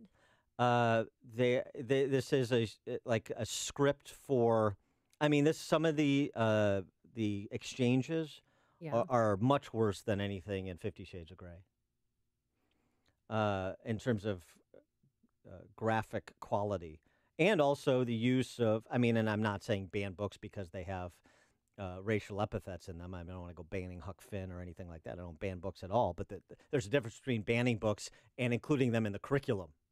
You don't have to ban something, but you also don't have to include it in the curriculum. Angels in America, I mean, there's the use of the N-word in this book, as well as graphic, and I mean graphic, sexual content. So maybe this was being read by what age group? I mean, this is in, I think this is at the high school level, but my gosh, I'm reading them right now. You know how this works. It doesn't stay at the high school level. It moves down to the grade school level. That's how it works, because this is, as Pope Francis said, cultural colonization. So they start there, they normalize in high school, then they move down to get to kids in grade school. That's what happens over and over again. So maybe parents and families would be concerned about this being part of the curriculum at their kids' schools. I don't know. But anyway, Jeannie got taken to the woodshed for posting this op-ed that included these graphic passages I referenced by the Chicago Tribune, and we wanted to give her a chance to respond, as well as to address some of the underlying substantive legislative issues like school funding and sanctuary state legislation pending in Springfield. So we're pleased to be joined by State Representative Genie Ies. Jeannie, thanks for being with us. Well, thank you for having me, Dan. This is an important topic. So what about this? The headline of the Tribune story: lawmaker compares teachers who support transgender rights to "quote-unquote" dirty old men. Your reaction, response? Well, first of all, the headline is absolutely false. First, I never said those words. I never wrote those words, and I never made that comparison. I simply reposted a story by Lori Higgins that dealt with the transgender issue that's occurring in schools around the state. And people in Wheaton are so, I think, uninformed about what's happening in their schools. In fact, speaking months ago, I went to the school board and said, look, what's your transgendered bathroom policy? Because it's not written. And I knew that for at least 2 years, they have been allowing girls in the boys' locker room to change, but not telling anybody about it. So this is not new news that I made a statement on transgender bathroom policy in Wheaton. So when Lori wrote this article, which, by the way, Angels in America was a play that was actually presented in the Deerfield high schools, I do not know that it's been in the Wheaton schools at all, which is really interesting because Mr. Jansen's article doesn't go into any detail at all about the underlying substance of the article that I simply reposted. So he doesn't address anything, and then he lies in the headline about words that aren't my words, that were Lori Higgins' words, and then doesn't call her to figure out the context from which those words were used in her article. So it's a complete hatchet job to try and attack me. Then he digs up 5-year-old quotes without telling everybody that actually, you know what, my quotes resulted in a felony conviction for a guy who threatened my life. So he leaves no context at all in the attacks that I've been under on this issue and gives no context about the underlying article that I simply reposted. One more thing. Mm-hmm. This is not newsworthy. My reposting of a post is not newsworthy. Where were they when I had 10 million views on my floor speech dealing with the tax increase? That's probably more newsworthy for a page 3 article than this as a repost of a post. Well, what was the threat that was leveled against you? This was a long time ago when I spoke out about gay marriage, and I had a gentleman, and it took 3 years to prosecute him, and he was given a felony conviction for threatening myself and my family. And on this matter, Angels in America, right, as you say, Tony Kushner play, and this is making its way into high schools, though, in some form or fashion. Maybe not Wheaton yet, so I misspoke there, but other schools, right? Yes, yes, Deerfield High School presented it to their children in high school. Mm-hmm. Mm-hmm. And so with respect to the transgender issue, another piece of legislation that's pending is transgender birth certificates. That's gone to the governor's desk. He's expected to sign it, as far as I understand it. What I've heard, I don't know for certain, but that's just kind of the rumor mill. And you had a few Republicans vote for it, but most did not. None in the Senate did. A few in the House did. What about transgender birth certificates? Why is that a bad idea? Well, the idea that you can change your birth without having done any sort of sex reassignment surgery is ludicrous because it can go back and forth and back and forth. I mean, I don't even like the idea that you can change who you were when at birth based on, having gone through the surgical process, but now you literally can do it without having done that process. So we already have your ability to change your birth, your sex if you want to, but you have to have gone through actual reassignment surgery. Now you can just willy-nilly change the gender on your birth certificate to fit your needs. And make no doubt about this, this is going to affect all sorts of issues further on, and including in the schools, including with sports and sports teams and all sorts of other things. Another issue, sanctuary state status. You heard at the outset us talking about that. That is legislation also pending governor's signature or veto, basically passed more or less along party lines in the House and the Senate. Why is, I know you voted against it, why is that a bad idea? Well, because we're a nation of laws, and the federal law needs to be complied with as much as state law is complied with. I don't know how you can actually rewrite federal law at the state level. So, if you want to deal with the status of immigrants and illegal immigrants specifically, then you need to do that at the federal level. The idea that the state of Illinois should just rewrite federal law is ridiculous. And here in Chicago, do you think Mayor Emanuel's more worried about his constituents or about the federal funding that would be cut if we remain a sanctuary city and a sanctuary state? He's more worried about his reelection and the Democrats' reelection. He to him, he can get any money he wants to out of, other folks around the state for his city, which is proof number one in the Senate Bill 1 school funding formula. So money's not an issue to him as long as he can continue to borrow. It's all about his constituency and pleasing them. It's truth. And on school funding, when the Senate deigns to reconvene after their celebrated Toy Hutchison's coronation in Boston, do you expect that the governor's amendatory veto will be overridden, and it would necessarily in the House, your chamber, require a few Republicans to flip over and vote with the Democrats again?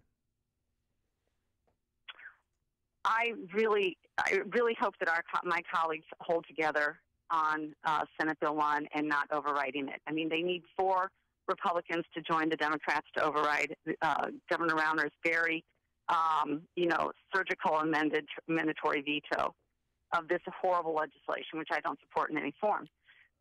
That said, this is classic Mike Madigan, continue the pressure to the point where some Republicans, especially those who have already decided that they're not going to run again, feel compelled to vote with Democrats under the idea that schools aren't going to open. Look, schools are going to open. I have not heard of one single school say we are not going to open, regardless of the funding issue. And as we know in the past, when things have gotten really heated in Illinois, what has happened? The courts have stepped in and said, you're going to fund this, you're going to fund that. So make no doubt about it. Schools will be funded in one form or another. This is the Madigan pressure cooker to get people to vote for really bad legislation that basically says that Chicago is less wealthy than places like Fort Heights or Sycamore or Meridian. I mean, it's outrageous to think that if people knew how much they were hiding their property wealth in Chicago, they would be outraged. She is Genie Ies, state representative for the 42nd District, Republican from Wheaton. Jeannie, thanks for joining us as always. Appreciate it. Thank you. And she joined us on our turnkey.pro answer line. Listen to Dan and Amy on your smartphone. Download the AM560 mobile app today at 560theanswer.com/mobile. I'm not kidding. I'm showing Dan a picture. In Newport, in Oregon, they called the police because a cat is sitting on a branch and they thought it was an assault rifle.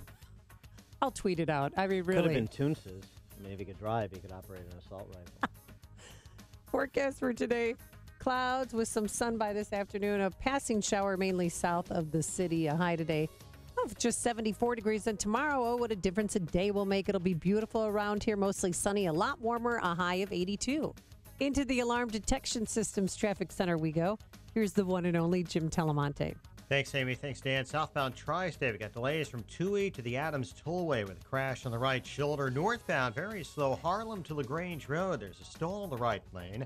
And it's heavy from the Stevenson to the Hinsdale Oasis and from the Reagan Tollway most of the way to the Adams Tollway. Reagan Tollway is a little heavy from the Aurora Toll to Yola Veterans Memorial.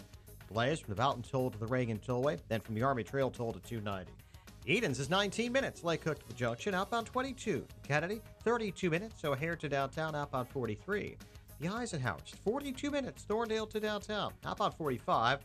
Stevenson, 56 minutes. 355 to Lakeshore Drive, outbound 42. Rhine is 24 minutes from 95th to downtown. I'm Jim Talamonte in the Alarm Detection Systems Traffic Center. Upstream-ideas.com, our digital platform with original content that enhances what we do each morning. On this show, long-form interviews with opinion makers and policy leaders in our Against the Current series, 60 seconds of sanity commentaries from yours truly, dollars and cents commentaries from Pat Hughes, Illinois Opportunity Project, about how Pauls in Illinois are spending your tax dollars, as well as podcast of Illinois Rising, covering state policy and politics. And our new series, Heart of the Matter, featuring professional women speaking colleague to colleague about the salient issues of the day. You can get it all if you check out upstream-ideas.com. Balance of Nature's fruits and veggies. When I heard of Balance of Nature, and I said, because I had prayed, Lord, how am I going to get all this food into me that's so good to me? That's when I called. Now I know that I get my fruits and my vegetables into me, and I don't have to work so hard. I know that I am getting the proper things into my body. I do believe that if I didn't have this already in my body, my Balance of Nature, it wouldn't have gone so good for me. But because my body was healthy, that's what kept me going. Take Dr. Howard's Health Challenge and find out how to get 2 free sets of fruits and veggies. We'll even ship them to you free. Call 1-800-2468-751. That's 1-800-2468-751. Or go online to balanceofnature.com. Use promo code Chicago. Policies issued by American General Life Insurance Company, Houston, Texas. Not available in all states. For details, visit AIGdirect.com. If you're young and healthy, you don't need life insurance, right? Yeah, that's what I used to think, too, until my brother died at 38. Joe left his wife with 2 kids, a mortgage, and a stack of bills she couldn't pay. Mary had to sell the house and move everybody into this tiny 2-bedroom apartment just to make ends meet. I never want to do that to my wife, so I got life insurance. I called AIG Direct and was really surprised how affordable it is. Just $14 a month for $250,000 of term life coverage. Listen, if you have a family, you should seriously think about getting life insurance. You'll feel a lot better having it. Trust me.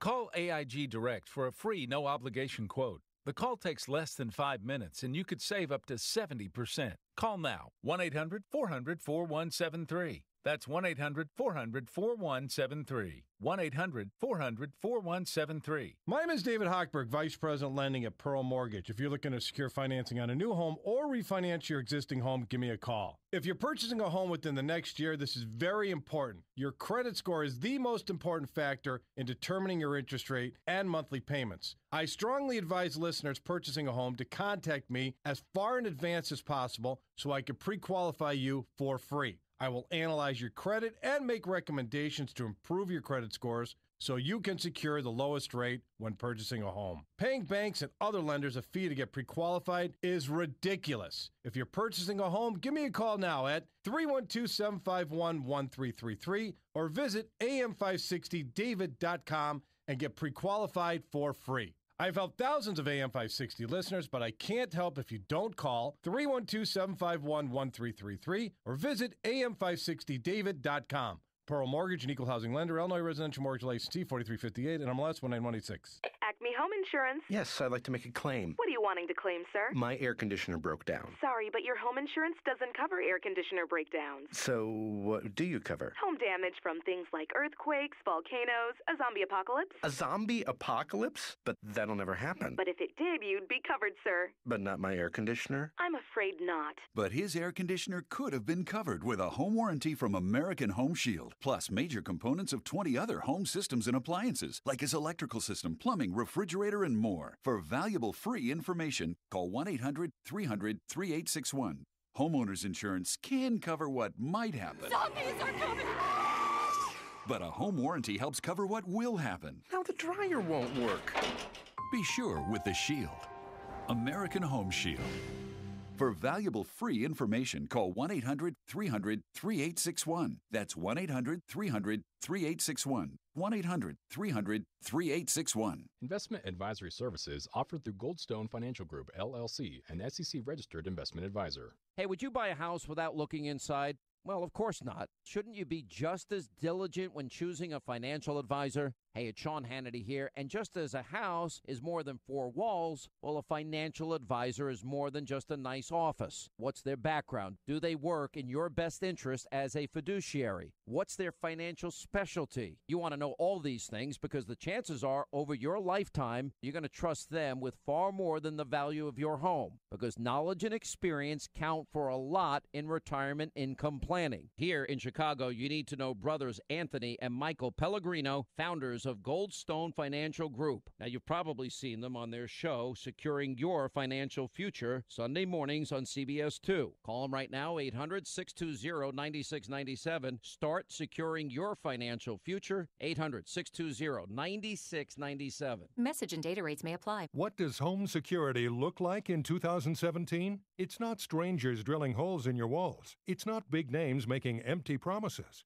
In 2017, thanks to some out-of-the-box thinking, FrontPoint Home Security is 100% wireless with cellular monitoring and is ready to set up right out of the box. Plus, it's backed up by the best customer service in the industry. Experience the next generation of home security with FrontPoint. For a free quote, text the keyword FAMILY to 642-642. FrontPoint can be controlled right from your smartphone, so you can remotely control your lights, thermostat, and door locks. With text and email alerts, live video streaming, night vision, and professional monitoring 24/7, your home is protected with us. Ready, set, secure. It's that easy. Protect your family right out of the box with FrontPoint. We deliver it, you unbox it. For your free quote, text FAMILY to 642-642 on your smartphone. That's FAMILY to 642-642. AM 560, The Answer. Dan and Amy, it is worth noting that on Friday, August 4th, officially declared Barack Obama Day in Illinois. So, we're taking your calls and texts. I'm sure the planning is already taking place for what you're going to do next August 4th to celebrate Barack Obama Day in Illinois. Yeah, and what you're going to wear, right, Dan? What are you going to wear? I mean, the typical Barack Obama garb, either rolled up sweatpants or mom jeans and a bike helmet. I don't know. Let's see what I feel like on August 3rd. Coming up on Chicago's Morning Answer. We'll talk to Matt Schlapp, chairman of the American Conservative Union, about the state of the conservative movement within the Republican Party at 8:08. But first, let's go into the newsroom. Here's the one and only Mike Scott. Amy and Dan, here are the stories we're watching right now. A Northwestern professor charged in Chicago with murder is due in a California courtroom today. $5 million bond in a McHenry County murder. A 14-year-old boy shot and killed on the west side. Nationals over the Cubs. WIND Chicago News Time, 8 o'clock. He says he won't be blackmailed. I'm Dave Anthony, Fox News. Chicago will not let our residents have their fundamental rights isolated and violated. Mayor Rahm Emanuel ready to file suit today against the federal government for threatening to withhold money if the so-called sanctuary city does not cooperate with immigration agents. A Justice Department spokesman says Chicago is protecting criminal aliens, putting police at risk. There's a manhunt in Missouri for the guy who shot and killed a Clinton police officer. Happened after a traffic stop late last night. Vice President Pence is calling disgraceful a report that he's secretly making plans for a run for president in 2020 if President Trump decides not to seek re-election. Spokesman Mark Lauder says it's speculation, conjecture, half-truths masquerading as news on the front page of the Never Trump New York Times. President Trump also taking shots at fake news, firing off a lot of tweets this morning. Fox's Rachel Sutherland live in Washington. Dave, the president, who's at his golf club in New Jersey, posted 8 tweets before 8 a.m., most of them directed at the news media. In one tweet, he said the Trump base is getting stronger in spite of what he called 24/7 fake news. The president also complained about an interview on CNN this morning with Democratic Senator Richard Blumenthal, saying it was interesting to watch him talking about, quote, hoax Russian collusion when he was a phony Vietnam con artist. Dave? Rachel, the president had a late-night phone call with South Korea's leader after UN sanctions that North Korea is angry about. Fox's Simon Owen has more live. Dave, North Korea saying it has demonstrated to the world that the entire U.S. mainland is in its firing range and that it will never negotiate on nuclear weapons or ballistic missiles, sanctions or otherwise. At a meeting of diplomats in the Philippines, also attended by Secretary of State Rex Tillerson, North Korea's foreign minister saying the country is ready to teach the U.S. a severe lesson and saying North Korea needs attack capabilities to prevent a U.S. invasion. Dave? Fox News, fair and balanced. 65 degrees, mostly cloudy skies. Winds out of the north at 4 miles an hour. It's 8:02 in the Nissan of St. Charles newsroom. Nissan of St. Charles, home of the Lifetime Advantage warranty. A Northwestern University microbiologist suspected in the stabbing death of a 26-year-old Chicago man is due in a California courtroom today. Wyndham Latham, along with Oxford University financial officer Andrew Warren, had been wanted on first-degree murder charges in the death of Trenton James Duranlew. His body was found July 27. Latham and Warren turned themselves in California. Suburban Chicago man being held on $5 million bond in the murder of his wife and daughter. Ryan Yarber is due back in a Woodstock courtroom tomorrow.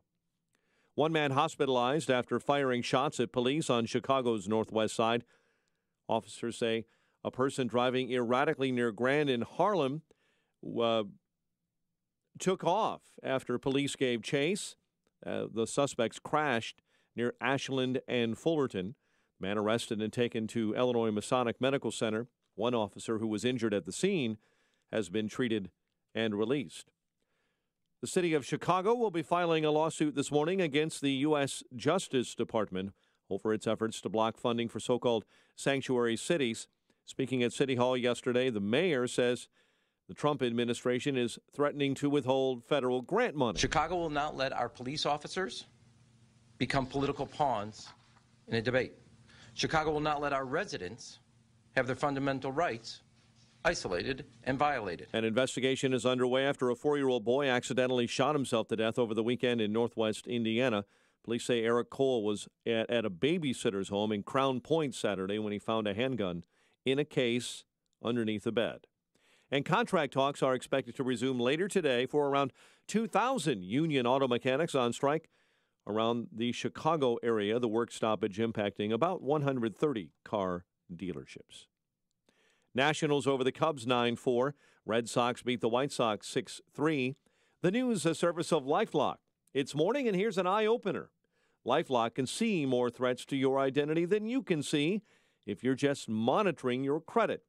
And if something happens, a U.S.-based specialist can work to fix it. Go to lifelock.com, promo code RISK to save 10%. 804 Time for the AM 560 Business Beat from the Fox Business Network, a service of turnkey.pro. Here is Ginny Casola. From the Fox Business Network, Apple's newest version of its watch apparently won't need to be connected to an iPhone. Bloomberg says the chip for the new watch will be made by Intel. Apple could be launching the new device later this year.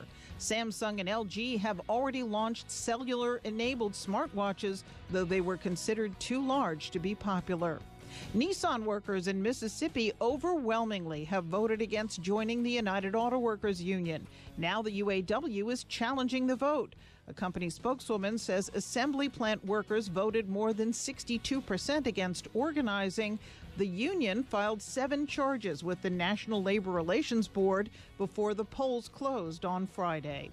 The Dow closed up 66 points on Friday. The Nasdaq was up 11, and the S&P gained 4. With the Fox Business Report, I'm Ginny Cosola. Mike Gallagher is on to the game from the media. I turned on that insufferable Don Lemon last night. He's sitting there with his panel of Gloria Borger types, and they're all guffawing and laughing at Trump talking to the New York Times. Well, wait a minute. Every other night I turn on CNN, they're mad at him for not talking to the Times. So which is it? It's proof, of course, that they're not objective. It's a big game to them. The Mike Gallagher Show. Weekdays at 9, right before Dennis Prager at 11 on AM 560. The Answer. You started your business because you have something special to offer, and you want customers to know it from the moment you hand them your card. That's why now is the time to go to Vistaprint.com to get 500 customized, high-quality business cards starting at just $9.99. Choose everything about your card with thousands of customizable designs for every industry, and our support specialist standing by to help. Head to Vistaprint.com to get 500 business cards starting at $9.99. Use promo code 6655 at checkout. That's Vistaprint.com, promo code 6655. Finding great people to hire can be like, well, trying to find a needle in a haystack. It's time to try ZipRecruiter, where 80% of jobs get a qualified candidate in just one day. How? Using powerful technology, ZipRecruiter matches your job to the right candidates fast. So, while other companies might deliver a lot of hay, only ZipRecruiter finds you the needle in the haystack. And right now, you can try ZipRecruiter free. Just go to ZipRecruiter.com/free for your free trial. ZipRecruiter.com/free. 8:07, and a check of the roads in the Alarm Detection Systems Traffic Center with Jim Telemonti.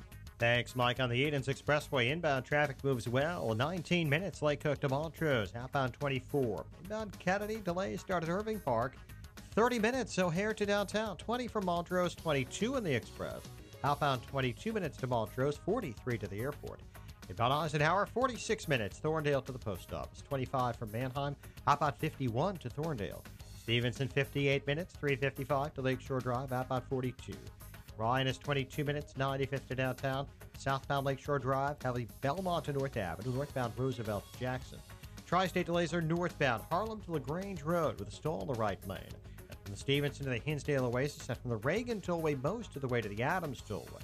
Veterans Memorial, slow on the northbound side. Mountain Toll to the Reagan Tollway, and from the Army Trail Toll to 290. Southbound 53, stop and go Rand to Kirchhoff. Traffic answers when you need them most. Jim Talamonte on AM 560, The Answer. Chicago's Morning Answer continues next. Your official Chicagoland weather forecast from the aircomfort.com Weather Center and our meteorologist, Kevin Snyder.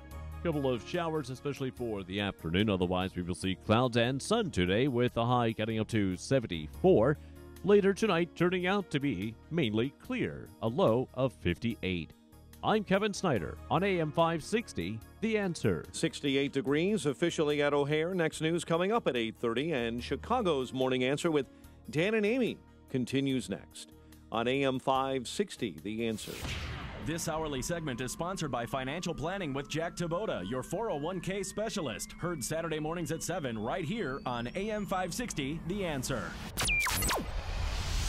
This is Chicago's Morning Answer with Dan Proft and Amy Jacobson on AM 560. The Answer.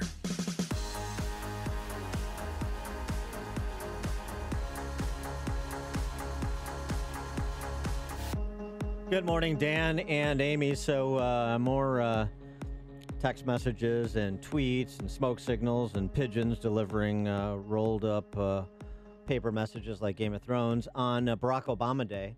Oh, yeah. Reactions, how are you going to celebrate it next August 4th now that it's been officially installed? Have they picked out a color scheme for the day? Because you know how they associate things. Will there be flags that will be handed out? Mm-hmm. Yeah. You know. There'll be a hammer and sickle on them.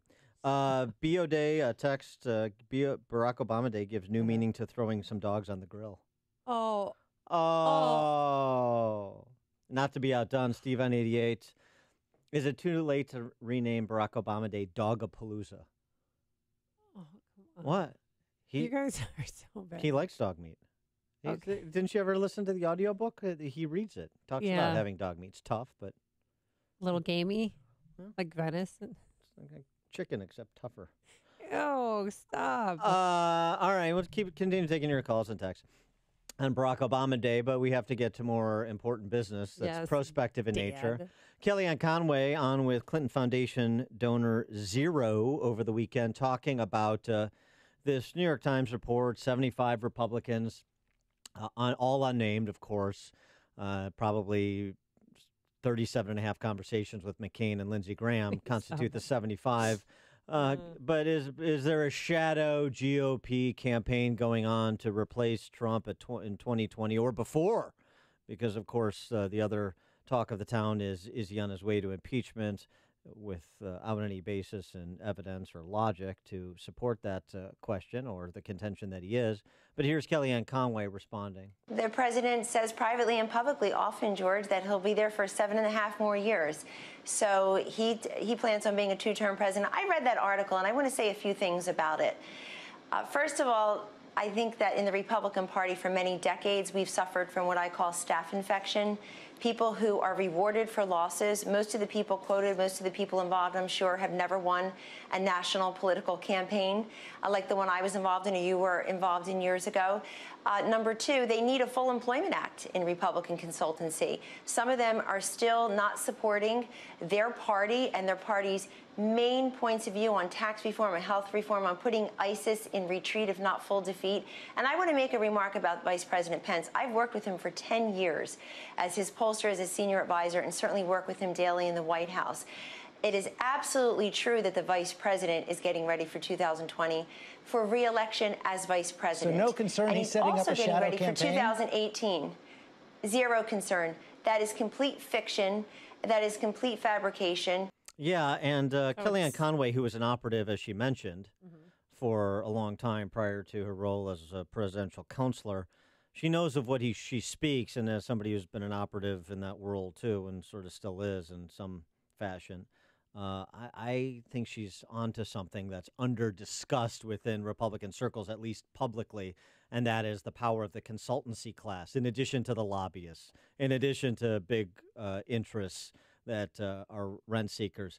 The political operative class being rewarded for losing, the operatives controlling the polls or certainly influencing them is an important piece of this larger conversation about draining the swamp. For more on this topic, we're pleased to be joined by Matt Schlapp. He is the chairman of the American Conservative Union, former deputy assistant to President George W. Bush. Matt, thanks for joining us again. Appreciate it. Hey, great to be with you guys. How did you react to Kellyanne Conway's response to the New York Times story, and in particular her singling out the political consultancy class? Yeah, well, I was on that show right after that interview and was able to watch it live, and I think she's right. I think that I certainly, as someone who has operated around that field, have been amazed about how the people that make bad predictions, wrong predictions, give candidates terrible advice, cycle after cycle, are the ones running most of the Republican-friendly groups and the ones who get called on by many times people in the media to say, hey, what's going on politically? It's like, it's a strange thing. It's kind of, I guess, why we all like sports, because, if a coach starts doing badly, it's inevitable he or she is going to get fired. Mm-hmm. And in politics, if a coach does badly, it's the teammate's fault, and they just go to a different network or a different candidate. Yes, but so it's a little strange. Yeah, but don't you have to admit? I mean, Vice President Mike Pence is probably the busiest vice president in our nation's history. Don't you agree? I mean, he's not just attending funerals. He seems like he's out campaigning. He's always out there, promoting Trump's agenda. Yeah, I don't agree in the sense of this. I agree with you that he's really busy. I don't agree having played a big role with Vice President Cheney as the political director of the White House. I, helped him with his schedule, and he was incredibly busy. He did literally hundreds of events for congressional candidates. The big difference is he was a little further along in his career. Nobody anticipated that he was even considering the idea of running for office, and he said publicly he had no desire to ever run for office. So those stories never really materialized. When you have a younger vice president who's energetic and dynamic and aggressive, people immediately assume, aha, he's going to try to put Trump out of the way. And that's just it's a farce. He's doing exactly what he needs to do. He needs to get out there and do these party events, do these events for members of Congress, and raise as much money as he possibly can. Would you say that the most accomplished vice president in U.S. history, because he cured cancer, was Joe Biden? Would you agree? Would you agree with that? Still working on it, Dan. And the most qualified, the most amazing nominee would be Al Gore, because he invented the internet and global warming. Yeah, so that's right. Both of those. That's right, and he's almost willing to convert to Catholicism because of Pope Francis, as James Woods tweeted out. Al Gore would convert to being a pug for the right amount of money. Let me switch gears for a second here. I mean, you're chairman of the American Conservative Union. This is formerly David Keene, who went on to the NRA. And I mean, these are conservative intellectual types. These are people, I would think, like myself, who say, I'm a conservative by choice. I'm a Republican by necessity. So give us your sense of the state of the conservative movement within the Republican Party in the Trump era.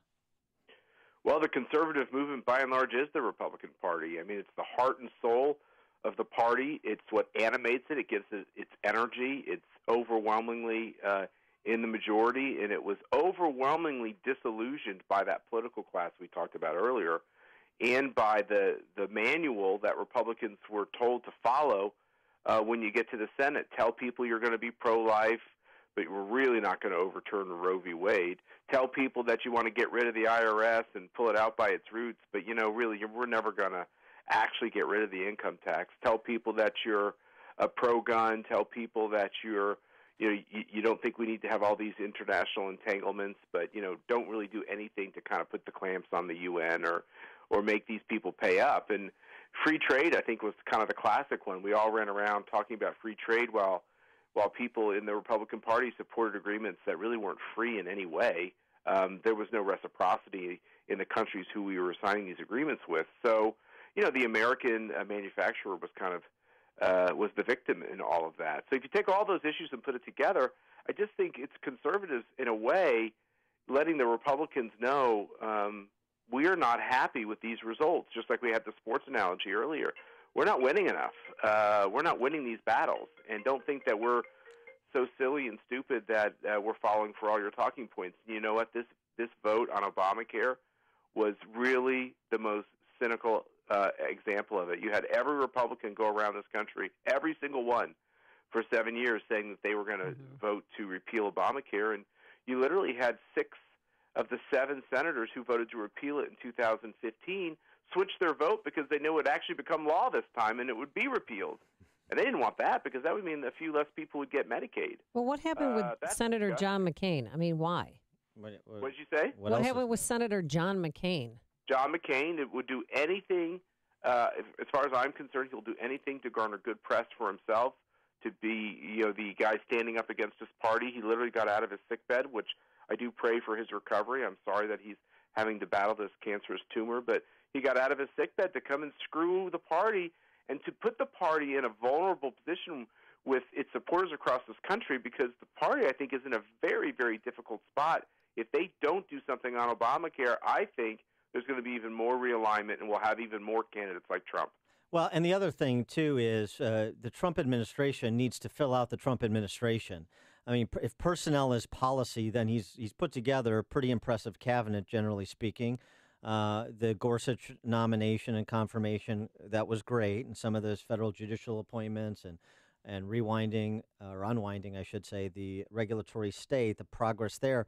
But in terms of removing John Koskinen, you mentioned the weaponized IRS. John Koskinen still IRS commissioner. Why? The deputies and other senior level personnel in these agencies, the fight to extract Obama loyalists from intelligence agencies between Bannon and McMaster, apparently. I mean, these are things that need to be resolved in short order. These are kind of first 6 month, first year problems that need to be addressed. Yeah, absolutely right. And I have been very publicly, critical of the slow pace of which the administration has made these selections. I think the West Wing was not set up to be as functional as it should be. You want disagreements, but they seem to get into gridlock in the West Wing. And when you're in gridlock in the West Wing, what's going to happen when you got to face the Democrats? So you're right. They've never gotten control of the bureaucracy, of the swamp of these agencies. And that's why they're leaking, because they feel like no one's managing them.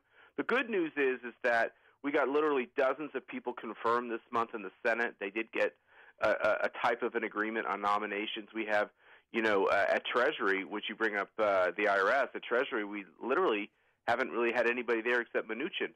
And they got several key assistant secretaries and undersecretaries confirmed. So I think as the year goes on, it'll get better, but they got to an awfully late start. They'll never get the time back, but the good news is that it's getting fixed. Yeah, a lot on General Kelly's plate, as well as the president, of course. He is Matt Schlapp. Matt Schlapp, chairman of the American Conservative Union, former deputy assistant to President George W. Bush. Matt, thanks for joining us. Appreciate it. Thanks, guys. Take it easy. You too. And he joined us on our turnkey.pro answer line. The stories you need to know to start your day. This is Chicago's Morning Answer on AM 560, The Answer. Also, General Kelly, by the way, had a meeting on Friday where he gathered 200 White House staff members and pretty much laid down the hammer and said, you want to see President Trump? He even said this to Ivanka and Kushner. You want to see him? You have to go through me first. So good for him. He's going to end the leaks. Coming up next, Northwestern's professor. He's a little edgy right now in prison, waiting his first court appearance. What happened? And Dan, when I kill you, I'm also going to make a donation of $1,000 at a library, just like they did. It's touching. Yeah, but first, here's your forecast. Clouds and some sun later this afternoon. A couple of showers, mainly south of the city. A high of 74 degrees. Let's get into our alarm detection systems traffic center. Here's Jim Telemonte. Thanks, Amy and Dan. On the inbound Kennedy, we've got delays from Irving Park to the Hubbard Tunnel. No potholes to report right now. It's 30 minutes, O'Hare to downtown. 20 from Montrose, but 22 in the Express. Locals are quicker. Outbound 43 minutes from downtown to the airport. Edens, 19 minutes, Lake Hook to the junction. Outbound 24. The Eisenhower, 46 minutes, Thorndale to downtown. 25 from Manheim. Outbound 51 to Thorndale. Got a crash near Thorndale. This affects northbound 53. Got two center lanes blocked on the northbound side. Stevenson, 56 minutes, 355 to Lakeshore Drive, outbound 38. The Ryan is 22 minutes, 95th to downtown. Northbound Tri-States, though, from Harlem to LaGrange Road, and from the Reagan Tollway most of the way to the Adams Tollway. Veterans Memorial slow northbound 75th to the Reagan Tollway, and from Army Trail up to Thorndale. Jim Talamonte in the Alarm Detection Systems Traffic Center. It's coming, the start of the new school year for some public schools. They'll begin next week. So instead of focusing on the school supplies, focus on your child's past school year. Were you happy with the public school? Do you think maybe I will want to send my son or daughter to a private school but don't have the money? Well, if that's the case, we want to remind you about halfpriceschools.com. At halfpriceschools.com, you can get a full year of tuition at, you guessed it, half the price. There is no catch. Go to halfpriceschools.com. Click on a school nearest to you. There's schools literally all over the Chicagoland area, including Northwest Indiana. Click on that tuition voucher and prepare to send your child off to private school this fall. It's really that simple. Visit halfpriceschools.com today. Do it today because, as we always say, these vouchers do sell out. halfpriceschools.com. That's halfpriceschools.com. Do you have redness, watering, or irritation of the eye? If so, you may have adenoviral or bacterial conjunctivitis, also known as pink eye, and you may be eligible for one of the synchronized research studies. These studies are being conducted in our area and are looking at a potential new drug for pink eye caused by adenoviruses or bacteria. Adults and children of any age are eligible to participate. In addition, you or your child must have had pink eye signs or symptoms in at least one eye for no more than the past 3 days, be interested in taking part in a research study over a period of up to 13 days, and meet additional study criteria. Participants may receive the study drug, and all study-related procedures and visits are provided at no cost. Health insurance is not required. To find out more, call 1-877-620-6125 or visit www.pinkeyeresearch.com. That's 1-877-620-6125 or www.pinkeyeresearch.com. Balance of Nature's fruits and veggies. For 5 years, I was with this other company, and I tried everything, and it was costing me a fortune. And on top of that, it wasn't working. And I said, ever since I've taken this product, I have kissed that goodbye. Matter of fact, I said, this has been the first winter that I have gone through without a flu or nothing. Last year I started on the Balance of Nature. I'm telling you, it really built me up, and it really helped me. My cholesterol went down. Only after taking it 1 month, I went down 20 points. I feel better already with it. I just feel it's made my life more predictable, more useful. Take Dr. Howard's Health Challenge and find out how to get 2 free sets of fruits and veggies. We'll even ship them to you free. Call now for details. Call 1-800-2468-751. That's 1-800-2468-751. Or go online to balanceofnature.com. Use promo code Chicago. When you purchase an alarm system, you do it for one reason above all others. You need to know something about the people or property under your care. Knowing that what matters most will be looked after by professionals when you can't be there is a comforting feeling. At Alarm Detection Systems, we've learned a great deal from our decades of service. We know how to treat customers on the phone. We know that installing quality security products using certified technicians is the only way to go. We know that same-day service and local monitoring will provide the safety and peace of mind you're looking for. You no longer have to wonder if your home or business is protected by your alarm system. Know that it is.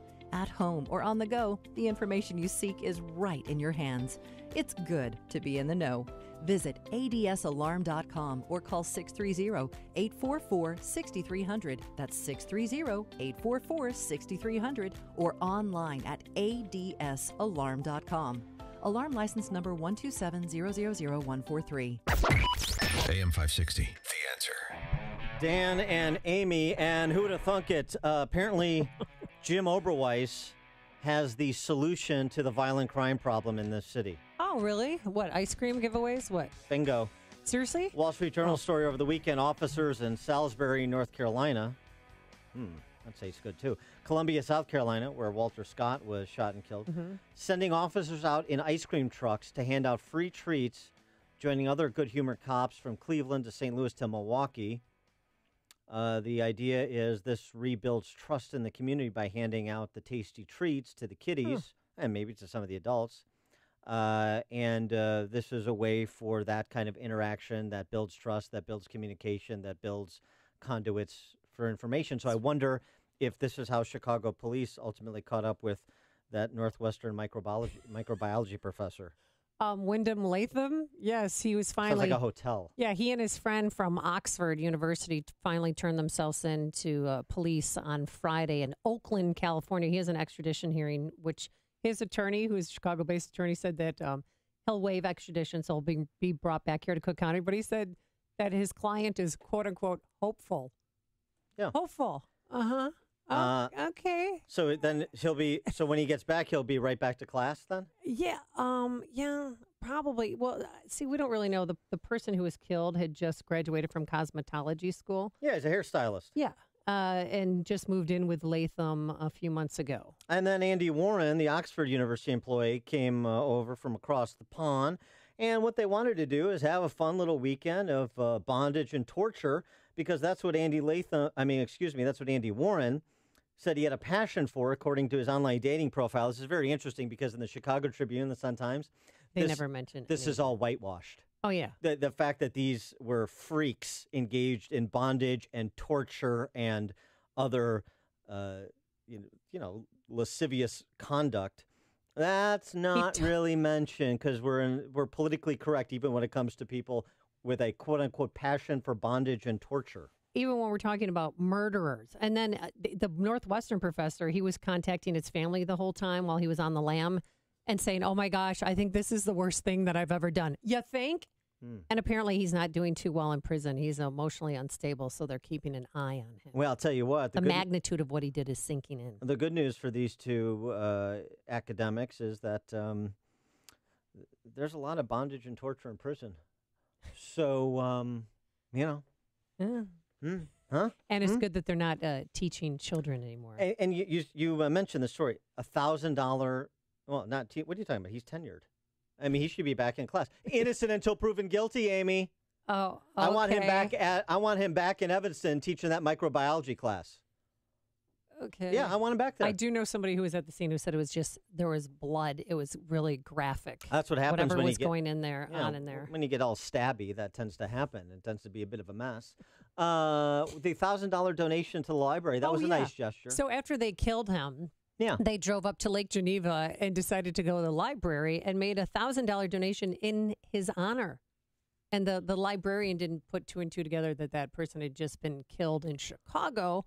And it came out later that they made this donation. Then they drove off to California. That's a nice gesture. I mean, maybe while they're awaiting trial, they could have get everybody together for some kind of service. In lieu of flowers, please send donations to that library up in Lake Geneva. I know. I mean, it's very, very thoughtful. So strange. Very thoughtful murderers, alleged. Yeah, alleged murderers. did. Yeah, I can't wait to hear what their defense is. So I'm sure we'll have that tomorrow. Yeah. Northwestern. Boy, imagine Northwestern in the news, and the value of my degree goes down yet again. Coming up on Chicago's Morning Answer. Are we part of a self-enforcing state, or at least is Lena Dunham at 8:38? And later, what's in the box? We're going to open up a box, or at least Dan is. But first, let's go to the newsroom. Here's Mike Scott. Amy and Dan, good morning. 67 degrees in the Nissan of St. Charles newsroom. Nissan of St. Charles, home of the Lifetime Advantage warranty. President Trump going after the man who may be his least favorite senator this morning. The president attacking Connecticut Democrat Richard Blumenthal in a series of tweets, again criticizing the Democrat for lying about his service during the Vietnam War. Vice President Mike Pence tearing into the New York Times. Pence issuing a statement yesterday calling a Times report that says Pence will form a shadow campaign to run for president in 2020 disgraceful. Secretary of State Rex Tillerson says the U.S. and Russia can work together to address their problems. Tillerson made the comments after a meeting with Russian Foreign Minister Sergei Lavrov. We also had some exchange of views about the nature of the relationship between our countries, and a lot of work, obviously, that has to be done in that regard. Dozens are recovering from injuries after a tornado touches down in Tulsa, Oklahoma. Tropical storm Franklin is headed toward Mexico. The National Hurricane Center says the storm formed in the Caribbean Sea last night, moving to the east or to the west and packing top winds of 45 miles an hour. As Dan and Amy have been talking about with you, a Northwestern University microbiologist suspected in the stabbing death of a 26-year-old Chicago man is due in a California courtroom later today. Wyndham Latham and Oxford University financial officer Andrew Warren were wanted on first-degree murder charges in the death of Trenton Durenlau. One man hospitalized after shots were fired at Chicago police on the northwest side. A person was noticed driving erratically near Grand and Harlem. Police gave chase until that suspect crashed near Ashland and Fullerton. One officer who was injured at the scene was treated and released. Chicago may be filing a lawsuit this morning against the Justice Department over efforts to block funding for so-called sanctuary cities. And we're awaiting a report today that the U.S. Army Corps of Engineers is preparing on possible measures at a crucial site on the Illinois River and Des Plaines rivers that could prevent invasive Asian carp from reaching Lake Michigan. Nationals over the Cubs, 9-4. Red Sox over the White Sox, 6 to 3, the news service of NTB.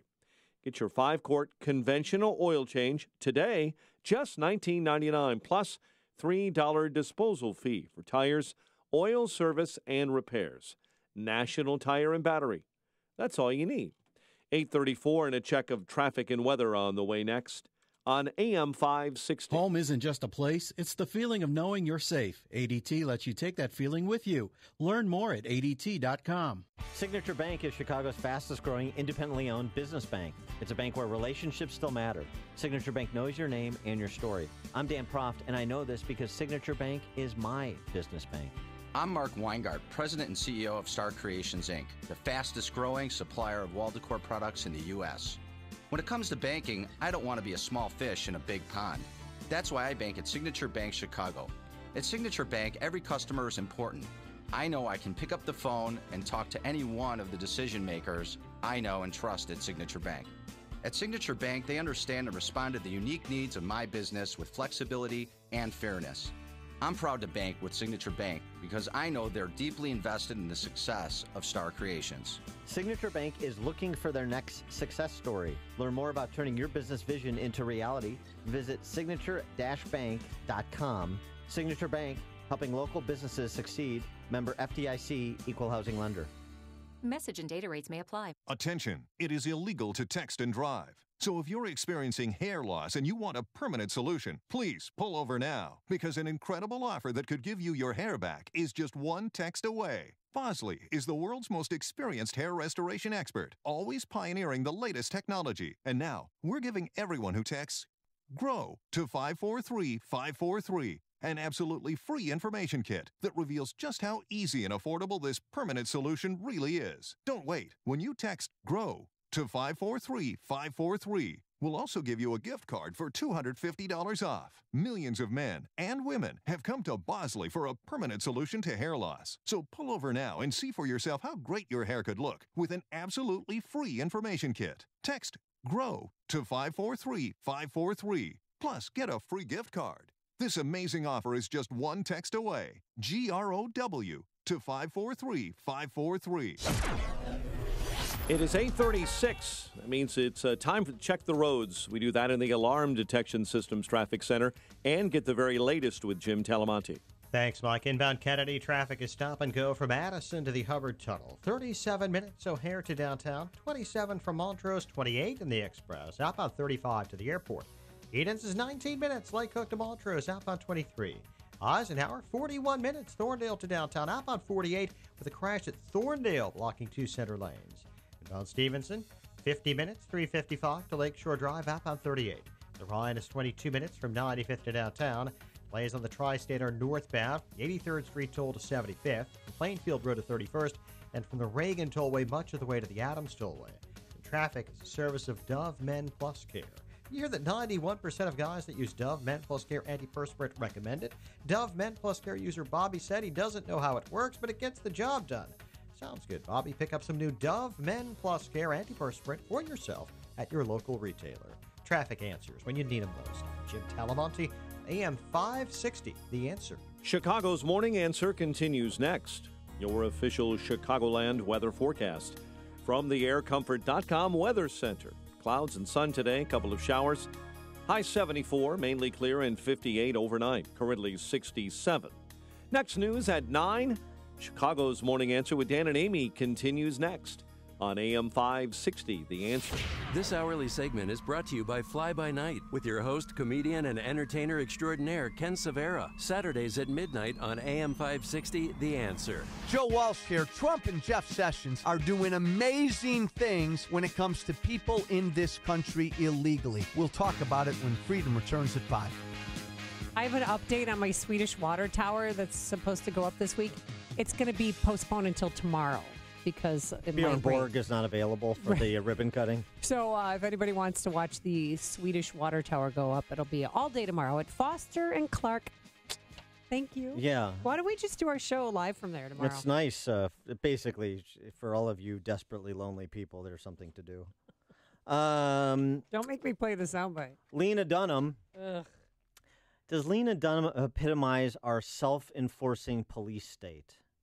So here's the story. Lena Dunham has a delayed flight. She's walking through the airport when she overhears two American Airlines employees having a private conversation about transgender children. So she called them out on Twitter and, of course, characterized our conversation as transphobic.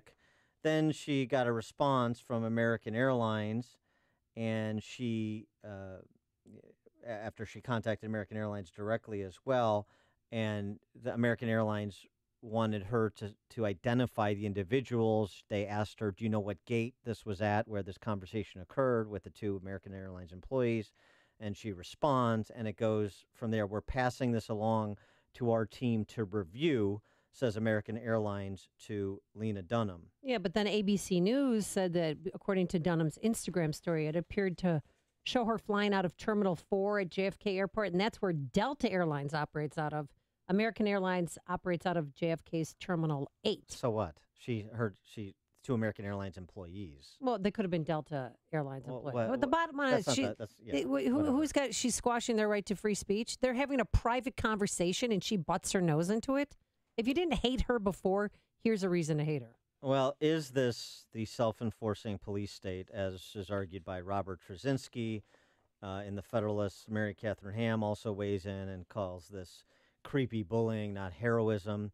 312-642-5600, turnkey.pro answer line, 64636DA, turnkey.pro text line. Is this the self-enforcing police state? Is this the lives of others? Is Lena Dunham effectively acting like a privatized version of the Stasi by overhearing and reporting conversations to corporate authorities so that employees can ostensibly be punished?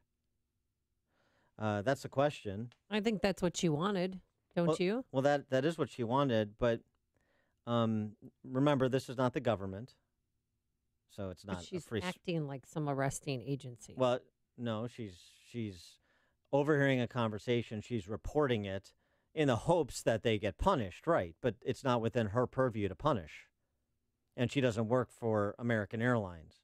So ultimately, this is a corporate issue. What it really points to is a culture where you have private institutions that have given into the totalitarianism, the intolerance of the left, because that's who's in charge of them. Or if they're not in charge, those who are in charge are afraid of them. I disagree that this is some kind of bullying. I think it's silly. If I overheard two American Airlines employees saying, we shouldn't allow Christians on our flights, would I report that? Would I want to elevate that so people know this is what's being said about Christians? Yeah. So is that bullying? Or is that... Why wouldn't you just confront them? Because I would, if something that they said offended me, like as she was offended, I would talk to them about it. Why can't I do both? Why can't... Because I don't think it's your business. I just... What do you mean it's not my business? I think you're being a nosy body. If you're overhearing somebody's conversation, clearly they don't want you in on the conversation, and they have a right to freedom of expression. They're a right to their opinions about certain topics. This is not infringing on their right. I'm not a government. I'm an individual. It's none of your business. It's none of my business how other people conduct their business. Well, it turns out that it kind of is, particularly if you care about the culture. And so if I heard a conversation, the opposite of Lena Dunham's, and I tweeted about it, oh, this was interesting. Christian bigotry, as represented by a couple of American Airlines employees. Is that creepy bullying? I bet Mary Catherine Ham would say no. So I get where they're trying to go to say that, everybody becomes a snoop on everybody else to try and jackpot people. But, and so what should we do? Should we just recoil and let the other side have their run of the field? Because that's what we're doing. How's that working out? That's reducing the incidence of the Mozilla guy having his company ripped from him, or employees that are that ostensibly, if they were identified, American Airlines is so interested in what Lena Dunham has to say, they're going to talk to their employees if they can identify them, but send them to sensitivity training. I hope if they do find them that I don't think they're going to find them. I mean, that's not the issue. I know, but The issue is this the self-enforcing state, or is it time for the battle to be joined where conservatives stand up for their beliefs as well, rather than just be quiet in the face of sophisticated barbarism on the attack? So hypothetically, if you heard don't even say the airline, just two employees talking about Christianity. Well, I don't want to besmirch the... Nobody's besmirching. It's a hypothetical. God, you're so PC. You're so overly sensitive. This is what I'm talking about. United Airlines, Delta Airlines, American Airlines. Who cares? All right. So if you heard them talking about that they don't want to fly with Christians, you would tweet about it and you would talk to them about it. Why not? Too. When I see Joe Barrios out at Chicago Yacht Club, the Cook County assessor, getting on a boat that says good times. It's true. I mean, it's hysterical. You can't make this stuff up. And I take a picture of him and I do a story on it in my outlet, Chicago City Wire. Is that snooping on him in his private time? I know he's a government agent, so it's a little bit different. But what is the difference when it's about culture? When it's about, holding those in power accountable for what their organizations do, whether it's the state or whether it's organizations that have a lot of influence, like major corporations or big labor unions or school districts. That's government again, generally. We talk about what goes on college campuses. Should we just shut up when a professor says something in a private university because that's his business or her business? No, I don't think so. So I think this, when we adopt the language of the left, like Mary Catherine Ham does, it's bullying, it's creepy. Grow up. There's a fight for culture going on in this country that cannot be made up for with with cuts in the marginal tax rates. So you're either going to join it and you're going to stand up for yourself and you're going to call out sophisticated barbarians wherever you find them, or you're going to be run over because they're happy to run over you. Philip on the Northwest Side, you're on Chicago's Morning Answer. Good morning, Dan and Amy. And I get Delta and American mixed up all the time going on here. American knowledge sucks. But you know something? That helps. It's just like the government. They're not my God. They're not my mom. They're not my dad. They're not here to tell me how to talk, how to speak, how to feel, or how to think. And every time our one percenters, the minorities of the entire world, dislike or disagree with our opinions on any subject or matter, we are immediately called out, embarrassed, attacked, ridiculed, discredited, lost a job, sued, and all this other stuff. So do you, but the issue is, Phil, but the issue is, do you have a problem with what Lena Dunham tweeted? I mean, do you have a problem with what Lena Dunham tweeted? Not the substance of it, but the fact that she exposed this conversation she heard. Oh, yeah. Why? I do. Why? Because, first of all, because it's none of her business what people think or say. No one was bothering her or calling her out. Is that the standard? Is that the standard? No one was bothering her? The only thing that we can respond to is if it's something directly impacts us, we're directly being bothered? I don't think so. I think that's a very Pollyannish view. They're just not here to tell us how to think. Nobody's telling anybody how to think. The issue is, do you call out something that you hear that you find objectionable? Or do you just passively walk by and just let everything go? Because when you let everything go, you get exactly the society you say you don't want. That's my point. Thanks for the call, Philip. What? I had no idea. You let everything go. Uh-huh. Let everything go that's directed your way, and then we abide everything that is other directed, that's coming from the left. Because he shouldn't have said this and he shouldn't have said that. So we pile on, many of us do, when it comes to political correctness that tears other people up. But when it comes to you being the target, oh no, nobody should say anything. Is that right? Jerry in Park Ridge. Yes, Amy, I really like when you calm Dan down a little bit because I really like to listen to him, and I'm afraid he's going to have a coronary someday, so No. I appreciate what you do. Okay. Is that all, Jerry? Yeah, that's it. Oh, All right, have a good that's day. a great call. Thank you for the call, Jerry. I'm not going to have a coronary. I'm as healthy as a horse, Jerry. Don't you worry. I can you're modulate. 3 bills right now. Your health Yeah, is worse. I'm good. But I appreciate the concern for my health. Megan in Whiting, Indiana. It's none of your business, though, Jerry. Hi, guys. Yeah, I just wanted to say if Lena Dunham would have called these people out, she should have done it right then and there on the spot. So what? Not later on the Internet. Well, so what if she did it right there and there on the Internet to draw more attention to it, to leverage the influence she has? So what? What if Sean Hannity had called out 2 American employees for espousing anti-Christian bigotry? Should he have just called them out? It would have been okay if he tweeted about it?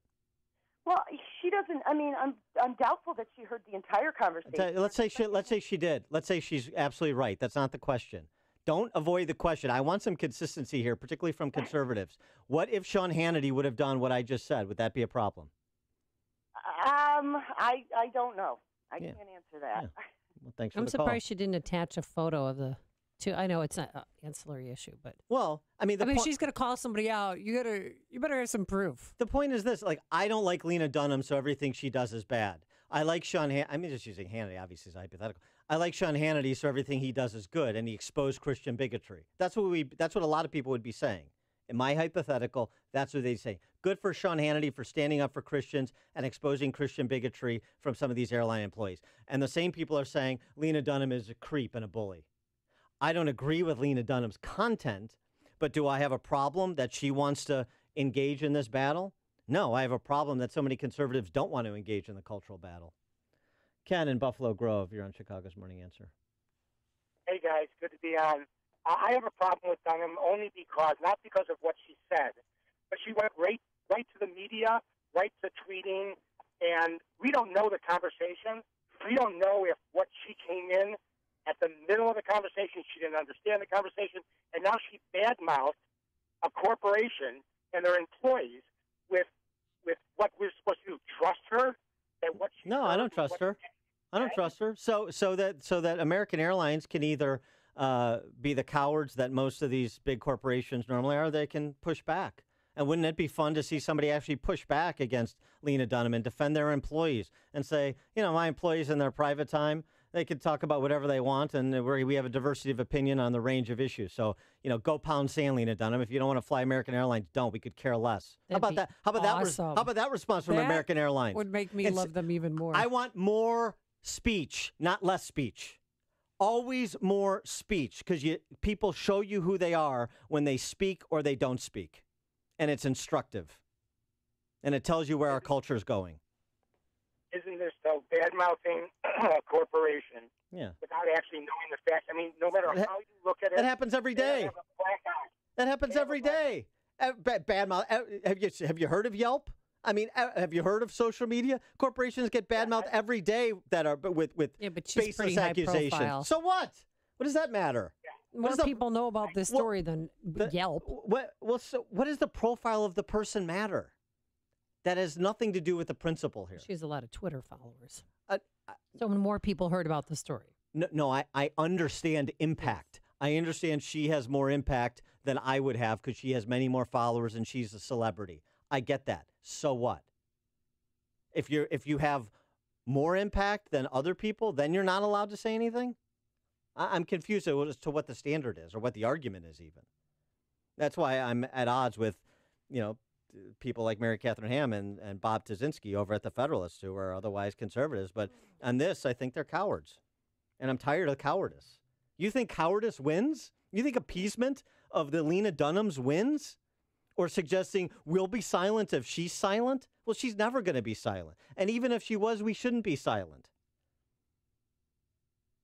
I mean, when do you stand up? I will remind people again, good conservatives, of C.S. Lewis's admonition. Courage is the formation of every virtue at its testing point. If you don't have courage, you cannot possess any other virtue you say you have, because you will fold when it is tested. So you're not who you say you are if you don't have the courage to back it up, to stand up when you're called to stand up. Ed in LaGrange. It seems your listeners and Amy are missing your point. I'm getting what you're saying is when you hear speech or conversations that you take objection to or offensive to you, then you have the that you should confront the people right at that point and tell them their points are incorrect or wrong. That's kind of what you're saying, right? No, not exactly. What I'm saying is this. I have no problem with what Lena Dunham said, and a lot of conservatives would have no problem if it had been a different person tweeting about Christian bigotry that they heard. And so raising the profile on these issues, I have no issue with. It's not creepy, and it's not bullying, and it's not the self-enforcing state, because that's the argument that's being made, that Lena Dunham is an example of the self-enforcing state. And what I'm suggesting is that people need to stand up more, not less, when it comes to things like the hypothetical that I offered, which happens all the time on college campuses and everywhere else, and people just take it. And I'm saying that you shouldn't take it. It doesn't mean you should roam the neighborhood looking for barbecues to interject yourself into. That's not what I'm saying. What I'm saying is in response to the argument that was made that Lena Dunham's tweet represented the self-enforcing state, and it doesn't. The point, not roaming the neighborhood looking for barbecues. I understand now, and I do agree with you on your point about confronting things when they occur right away. Not maybe looking for fights, but when one is presented to you, to engage the people. I see too many people are afraid to do that. Exactly. I agree with you on that. Thanks for the call, Ed. Connect with Dan and Amy using the AM560 mobile app. Download it today at 560theanswer.com/mobile. Townstone Financial is synonymous with great rates, low closing costs, and phenomenal service to the thousands who have completed purchases and refinances with us since 2002. Hi, my name is Barry Sterner, owner of Townstone Financial. Let's hear from Jim, who just completed a no-cost refinance with Townstone Financial. We went through the experience with Townstone. The experience was amazing. We had a point person that took control of the refi. The communication was specific and exactly what we needed to do. That I was never in the dark in the process. So I knew when I needed to get documents. I knew exactly what I needed. I would recommend Townstone to anybody, and I do. Remember, nobody values your business more than Townstone Financial, and I'm always available to answer your questions. Call me now, Barry Sterner, at 312-896-2111. That's 312-896-2111. Or go to townstone.com. That's TOWNSTONE.com. Townstone Financials, Indiana, Michigan, Wisconsin, Florida, Illinois, mortgage license C 6629 and NMLS 136639. Equal housing lender. Message and data rates may apply. What does home security look like in 2017? It's not strangers drilling holes in your walls. It's not big names making empty promises. In 2017, thanks to some out-of-the-box thinking, FrontPoint Home Security is 100% wireless with cellular monitoring and is ready to set up right out of the box. Plus, it's backed up by the best customer service in the industry. Experience the next generation of home security with FrontPoint. For a free quote, text the keyword FAMILY to 642-642. FrontPoint can be controlled right from your smartphone, so you can remotely control your lights, thermostat, and door locks. With text and email alerts, live video streaming, night vision, and professional monitoring 24/7, your home is protected with us. Ready, set, secure. It's that easy. Protect your family right out of the box with FrontPoint. We deliver it, you unbox it. For your free quote, text FAMILY to 642-642 on your smartphone. That's FAMILY to 642-642. Listen up. Pop quiz. What sound do you make but never hear? That's your snoring, and it might explain why your family wakes up cranky. Believe me, they can hear it even if you can't. I'm Trina Webster. And I'm Dan Webster. I tried everything to stop snoring, including surgery. Trina and I figured there had to be a better solution, and we found it. We call it Z-Quiet because that's exactly what you get, a quiet night's sleep. Just go to getzquiet.com. Z-Quiet is so easy to wear, and it works right out of the box. Over 1 million men and women have kicked snoring out of bed thanks to Z-Quiet, and you can too. We're proud to say that Z-Quiet is made right here in the USA. Go to getzquiet.com and sleep quiet with Z-Quiet. Z-Quiet fits both men and women. To try Z-Quiet for 30 days for just $9.95, go to getzquiet.com or text SNORE to 91011. That's getzquiet.com or text SNORE to 91011. Balance of Nature's fruits and veggies. It's absolutely amazing that the combination of these capsules improves your health. It does tell you the value of food and nutrition. I actually can feel a difference. I really can. I love the product. It's wonderful. I can't live without it. It's really helping me. Every time I take it, my body says, thank you. This is the first winter that I went through that I didn't get a cold. I love my fruits and veggies. I'm a line dancer, and I just turned 78, and it has made a big difference in my stamina and just my overall well-being, and I have so enjoyed them. I just love taking them and what they do for me. Take Dr. Howard's Health Challenge and find out how to get 2 free sets of fruits and veggies. We'll even ship them to you free. Call now for details. Call 1-800-2468-751. That's 1-800-2468-751. Or go online to balanceofnature.com. Use promo code Chicago. AM 560, The Answer. Quick, some breaking news. Don Baylor, former manager, he died at age 68. It's just coming through on the wire. So baseball grade, played for 6 teams and managed 2, dead at the age of 68. Does he still lead the all-time leader in getting hit by a pitch? I think he is. Yeah. That sucks. Don Baylor's great. Yep. Thanks so much for making us part of your morning. Now here is Mike Scott. Northwestern professor charged in a Chicago murder due in a California court